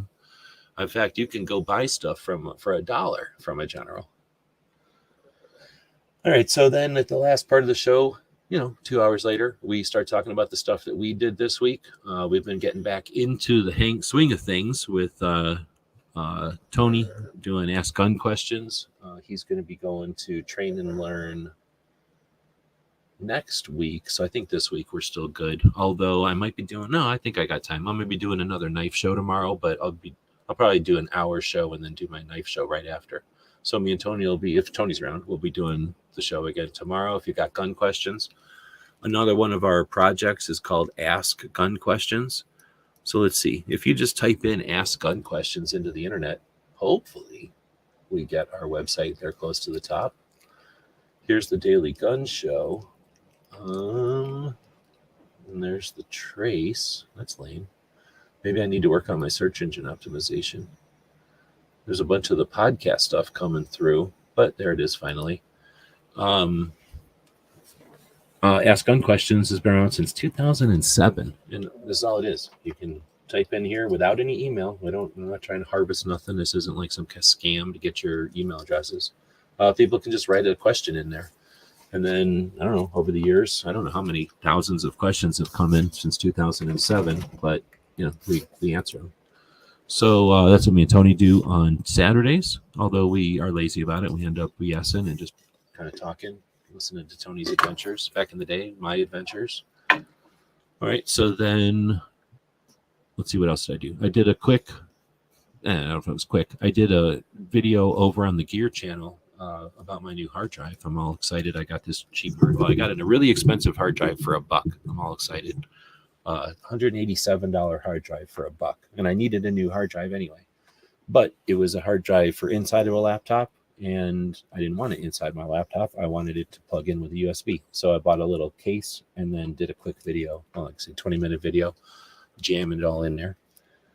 I mean, it's something a lot of people just do, but some people have never heard of such a thing. So I figured why not make a video about it. And then I forgot what I was doing. I was doing something, and I think it was minding my business. And then somebody asked a question on this video. And this video is old. I don't know how old this video is. Let's find out. I can remember making this video. It was in this building, but it's 11 years ago. So I put this video out in 2012. Right, we're going to talk about AK-47 bayonets, my favorite subject of all. And this is only my Chinese bayonets. So I only collect AK-7 or Kalashnikov bayonets, mostly AK-47 bayonets, with a couple of variations. And that involves Russia, China, Germany, Romania, Bulgaria, Lithuania, Finland, Israel, South Africa, Croatia, Yugoslavia. I'm missing a few for sure. So most of those have their own bayonets, and that's the fun part. You can collect a bayonet for like, $30, and it's way smaller than a rifle. And you can't get half of those rifles that I just mentioned. They exist. Somebody has them, but we can't import them, so it doesn't matter. Sometimes we can import parts and make a Romanian look like one of those other ones. But I've always dug, one, the bayonets are one of the hardest core parts of an AK because they're wickedly awesome. And they were designed literally to kill us. Like, those sons of bitches literally sat there figuring out how to build these things and then built shit tons of them to stab us with them. And I'm over here playing with them like they're fun, like they're Star Wars figures. So I've always liked my bayonets. They're sort of my, since I can't own all those AKs, I don't have the room for them, I don't have the money. They were my stand-ins for all the different AKs. But then I just started liking them. They're really neat, and it's a fun thing to collect. If you look at this table of them, starting over here, these are actually AK-47 bayonets. These are AK-47 spikes. These are from AKMs. Once it's changed to a stamped metal receiver, they changed the bayonets up a bit. There's two versions, two versions of a bayonet for the stamped receivers. There's 2 or 3 versions for the milled receivers, let's say, or the early AK-47s. But then once you get into the like polymer stuff and the very new, the most modern stuff, they get into another variation of bayonets. So for the Chinese, at least, this is the AK-47 style over here on the left. And there's 2 different kinds of wood there. And there's a couple of other differences, including the manufacturer of the various parts and components. So those are variations, right? So you can have a Chinese bayonet, but you can also have a Chinese AK-47, or you can have a Chinese AK-47 with blonde furniture or dark furniture. And that usually kind of coordinated with the rifle, depending on how it was stained. Not always, but most of the time. And that had either to do with where it was made or what era it was made, what time, it was made. Then you get your spikes and you'd think, oh, okay, there's spikes. No, there's like 8 different kind of spikes because some of us care about the differences between them. So there's like at least 8 different kind of spikes. Then you get your, like I mentioned, the more modern ones. Well, there's the green ones, there's the black ones, there's the red ones, there's the yellow ones, and then there's the more modern ones. But then you have the pieces to them. So the Chinese are ultimately frustrating because they're hard to get. They're very, very hard to get. Super rare, impossible to get for some people until people like me sell them from our collections. So they're not like anyone even had a chance. Unless you had a source of these, you never got one. So that's part of them is neat. And then there's the little pieces. Like that little piece on that one is probably worth more than most of the bayonets on the table because that little piece is super rare. Yeah, I have 5 or 6 of those little pieces. And again, those are probably worth more than all the bayonets on the table. But, that's all the fascinating pieces of this one. Anyway, this was 16 minutes of me talking about them back in 2012. I guess 12,000 people, that's not that many, have seen that since then. And somebody talked to me, commented on it. And I was like, I should probably talk about something from the past. I don't hardly ever do that. So there's a video from the past. Now, at this time, I think I was putting together a series, so there's probably another one like this from this time where I'm doing Bulgarian, another one with Russian, and I've probably done this 3 times, like where I seriously get the itch. I'm like, I bought so many more bayonets, or I know so much more stuff. I'm going to do an update, and then it takes forever. I have to like spread everything out. I have to pull out. These things are huge. Like there's a ton of these bayonets. I have to like pull them all out of the drawers they're in and stuff, and then spread them out, and then remember everything, and then say it all. So it's a lot of pain in the ass, and not that many people like them. Like you see, 12,000 people. That's barely 1,000 people a year watch that video. So I'm certainly not making these for popularity or fame. It's for, I'm going to put this stuff out there because nobody else in the world is going to have this knowledge in this layers that I got, that I've accumulated over so many gun shows and so many conversations. Might as well get some of it out there. Like I say, some people think there's value there. Some people don't. I don't care. I think it's an interesting facet of the way the internet works, and at least the way our projects have been over the years. All right, I guess that's the end. We just did the knife show. I just mentioned it. I think the audio. Our knife show got kicked off about halfway through, and it's probably because Whatnot lets us play music, and I'm actually getting very used to that. In fact, I was frustrated that I had to turn the music off to start this show. because I finally found a good channel on Stupid Cirrus that actually played a pretty good assortment. It played like Stevie Miller, it was playing Billy Joel. What else was it playing? It was playing some like actually decent, catchy kind of music that wasn't monotonous or lame. Boom. Phantom Santa liked the Bayonet and Ring of Fires. Thanks. Those are some of the more fun things we've researched. Although I've really enjoyed researching the Second Amendment stuff, the laws and the origins of the organizations and the bigger picture there. Which is, I'm saying that because as soon as I have time again, that'll be the first thing I go back to. I got to scratch that itch. It's like a project that's 3/4 of the way done, and I just went broke in the middle. But once I finish that, and I'll feel like I've done something of value that's worth time, and other people can use to build on, then I'll go play with my bayonets again. Because I am going to get rid of all those bayonets. My goal is to sell them all, but I'm going to put together a book before they're gone, just so that I've added my book to the mix. And just because again I have collected a bunch of dumb data about those bayonets in my head from over the years, might as well put it down so that other to add it to the other stuff that people have learned about them. All right, that being said, 2.5 hour show. Here's the thing, I've been talking about shows that were 4 hours this week. Super cool, interesting shows for 4 hours. So hopefully ours was at least somewhat interesting for 2 hours. Barbecue probably fell asleep, but Barbecue won the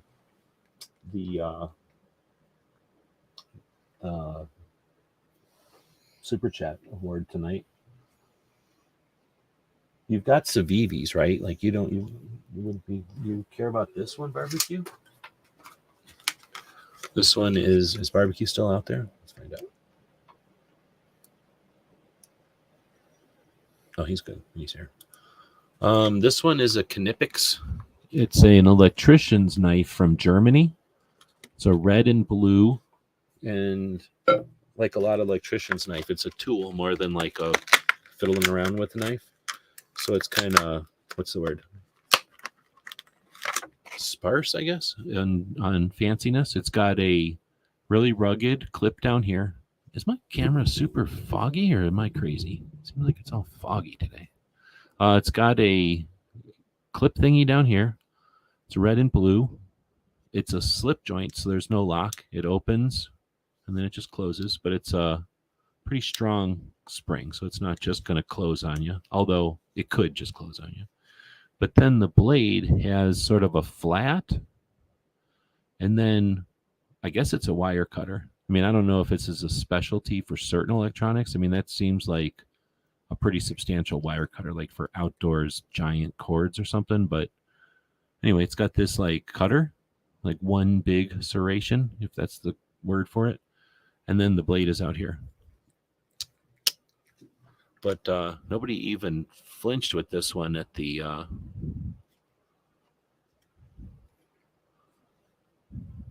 utilitarian. Yeah, that's a good word for it. Taking the girls to a hunter safety course in the morning. That kind of brings back memories. I can remember going to I think I only ever had to take one hunter safety course. Now I'm thinking about it. But I can remember being all worried about it, nervous about it, because essentially I was told if you don't pass that course, you're not going hunting, right? So you're a little kid. Was that see the thing? I was already a scout, so it turned out I went to that thing, and if I knew this much from scouts, they brought up this much. So I was all thinking it was going to be difficult because I had been through different difficult things before, but yeah, it turned out it wasn't difficult. Oh, what about these? Barbecue. Are these any interest to you? These are bear claws, they call them. They're plastic, and you hold on to them like this, and they're for shredding things. Now, you probably aren't familiar with this, but they say these are for shredding smoked meat or barbecued meat. They're plastic, but they're like that nylon plastic that they make, plastic knives out of and stuff. They're awful. Okay. Let's see. How about this thing? I think I've offered you this thing before. I thought it was cool, and then I figured out what it is. It's a giant, I guess it's a fork, but it's like a fancy fork for like jabbing a ham, right? You jab a ham or a turkey or something with this, and then start slicing off the other sides. Can you have any use for this? Do you ever do stuff where you could use this thing? I thought it was super cool, and then nobody wanted it on eBay. I didn't even get a chance to try to sell it or get rid of it today. Interested in an Ulu?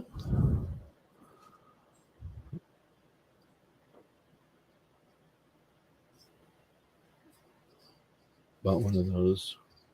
Oh, that spear thing? What about one of these Ulus? This is an Alaskan style knife.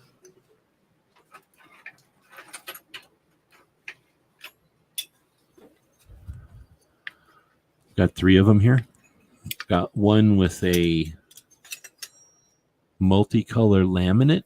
This is probably the nicest of them, although it says Alaska on it, which makes me think it's a decorative thing. But I feel like this is a strong, useful one also. Then we've got this one, which is a different style. These are like brass knuckle style, I call them. These are triangle style. This one says Alaska cutlery on it, and this one's probably the sharpest all of them. I kind of feel like this one could be the most useful because you can kind of check up on it, like for real. Where these, you can do all that, but it's, you know, you're holding on to a lot. This one, I feel like I could, if I only had this, I don't think I'd be too upset about it. Like, I guess I could figure out how to use this. And then the last one is more of a solid wood instead of plywood version of this. And I mean, they're almost the same size.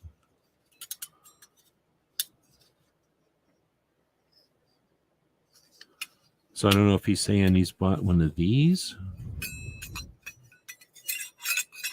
Probably shouldn't do that. That could be dangerous.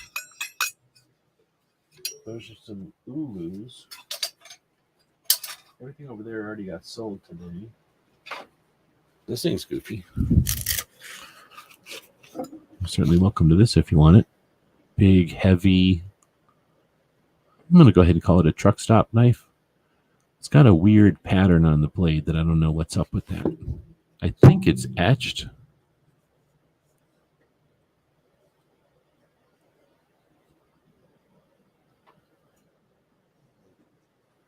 Oh, I would have definitely sent you this one, dude. That sticker thing.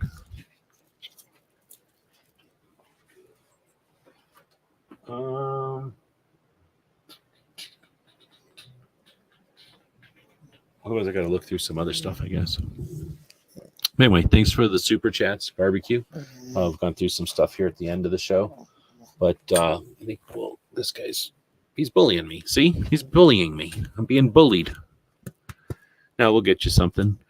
So we'll wrap this one up then. I'm being bullied by my co-host. He's now standing on me, which is a pretty good indication he's sick of this already. I guess 2.5 hours after an hour worth of knife show was enough for him.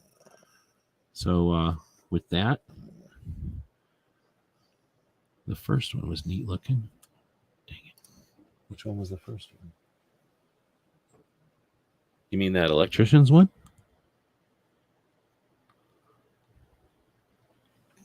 Oh, the one with the rainbow, the multicolored handle. I think that's the nicest one. Right on. So with that, thanks again to everybody. Thanks for the super chats, but thanks everybody for hanging out. This show occasionally gets like dozens of people. It's weird. I don't normally get dozens of people, especially in the middle of the night, but I have been for the last couple of weeks. But then they don't say anything, and that's super creepy. So we did get a lot of people tonight, and a lot of people were saying stuff. So thanks for the conversation and keeping it interactive. The podcast people might suffer a little bit, but guess what? You can join live and not suffer, or, you know, I guess deal with the long show. Right on. Thanks again, barbecue. I got that last one. And now we'll play one of Voss's commercials. Let me quickly go look since we're this late. Has Brooke posted tomorrow's show yet by any chance?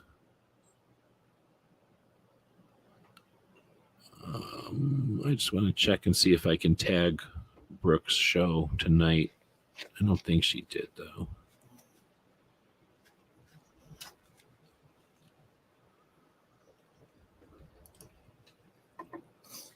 Hey, it's me, your future you. Shut you made up. bad money moves.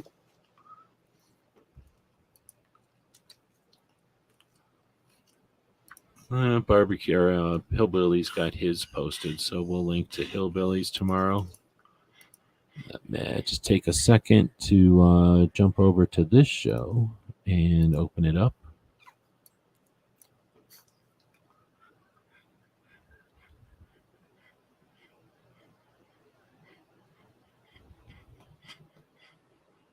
Boy, it's taking forever. Is my internet going bad? What's going on with my internet? Maybe it can't be windy. I got a new cord. I got a new internet tube. Boy, it's taking forever. Oh, snap. Barbecue throwing another $2 for 2A in there.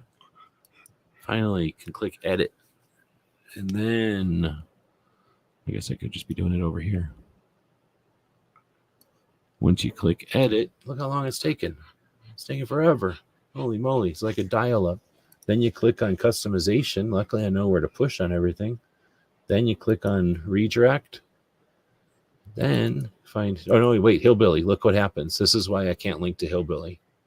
Click. Are you watching? Click. Brooke did this. It took Brooke forever to fix this. You need to go into your YouTube settings, your, what do they call it, the studio. In the studio,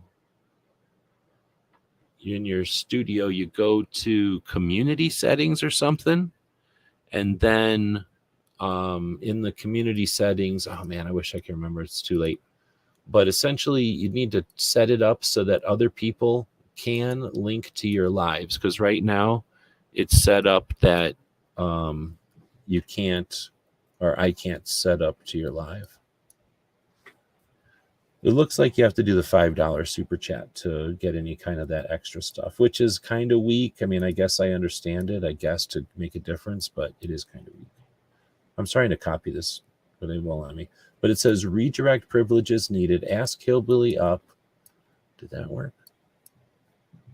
No, it won't let me copy this highlight thing. But it says ask Hillbilly to add you to the live redirect list in community settings. So try checking out your community. Oh, maybe I got it right now. Try checking out your community settings. And it's in your YouTube studio.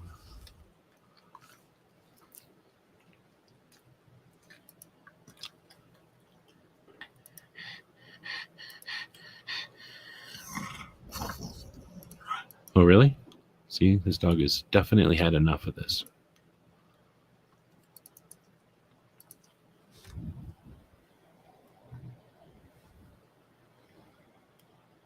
Well, Phantom saying it's because the $2 don't stay up on the screen like the $5 and up.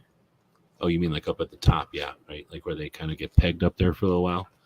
Yeah, and then the $2. I don't think $2. Or no, you can say stuff. You did say stuff. I was gonna say I don't think with some of them you can even type something in there. I don't know if Hillbilly's. Oh, he's looking okay. I'll stick here for a minute. It's not like we're already 2 hours something into it. I don't really care. So Hillbilly will change his thing, and we'll be able to see it change.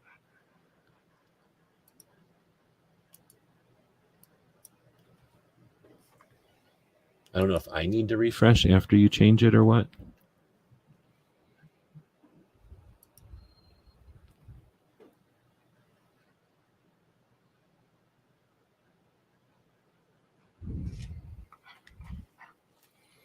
Well, now it's silent. So let's put the puppy back up here, and you can watch him be impatient about wanting to get down. What do you want to go? I don't want to say it. What do you want, something to drink? Okay, you can get down and get something to drink if you want. That's all he wanted. He's getting something to drink.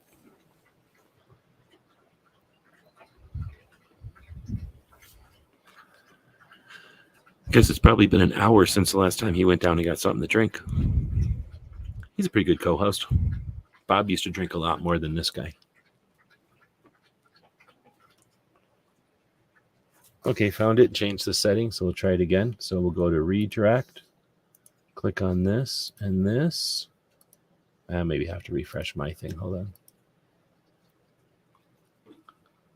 And then I'll refresh your thing just in case it changes something. Then I'll grab this. Then I'll go to the customization tab. Then we'll go down to redirect. Then we'll click on paste. Look at that. Now you can click on it. And now when this show ends, it'll recommend you go over and check out Hillbilly Up. Thanks again to Hillbilly for being one of the folks who's picked up the baton and continue to carry the baton. Oh, I guess I didn't show you any of that because I was looking at my nothing. I was looking at where my dog was sitting. So sorry about that. But it is now. Oh, I guess it's not on this screen. But we've tagged you in there. When this show ends, it'll send you over to Hillbillies. I was saying thanks to Hillbilly for picking up the baton and hosting a conversation. You know, this nothing. There's no obligation here. There's nothing like nobody says that we're entitled to have a place online to hang out. In fact, YouTube could give a shit about it, right? There's people that deliberately put their stuff out there, you know, do stuff in order to create this opportunity for us all. So I appreciate you being one of those folks. And again, thanks for the plugs. I mean, you're always plugging our stuff. Get rid of this. All right. Well, with that, we'll wrap it up. This is where the co-host would get. Come here. Come back up here. Come back up here and get your attentions. Come on. Come on. Come on. Come on. Come on. Come on. Come on. He's sitting by the back door because he wants to go potty, I think. Come on. Let's go. Let's go. We're ending the show, buddy. Let's go. Let's go. All right. So this is the time of show where we give the co-host a pat on the head. You can tell by the licks. These licks only come out when he's hungry or the other end. He says something's when he's doing this, something's got to go in this end or out that end. This is your indicator right there. That when that thing's not just sticking there, that means something's coming out of that end. So we got to get going. All right. You ever have a little dog like this around? He starts doing this. Let's just get him outside. Let's get him to the outside as fast as possible. We ain't got time. We ain't got time to mess around, puppy. Let's go. Let's get outside. Let's get this little dog outside. He needs to be outside right now. I'm just looking for the commercial, buddy. Just need to put this commercial up. We just got one more commercial and then you're out the door.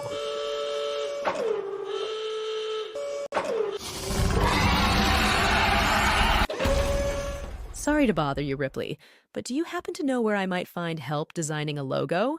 That's easy. Just head over to gearwebsites.com and they can help you out. While you're there, why not check out all the wonderful 2A-related items for sale? Jimmy, put that down. Gearwebsites.com. All right, we promised him we're going outside.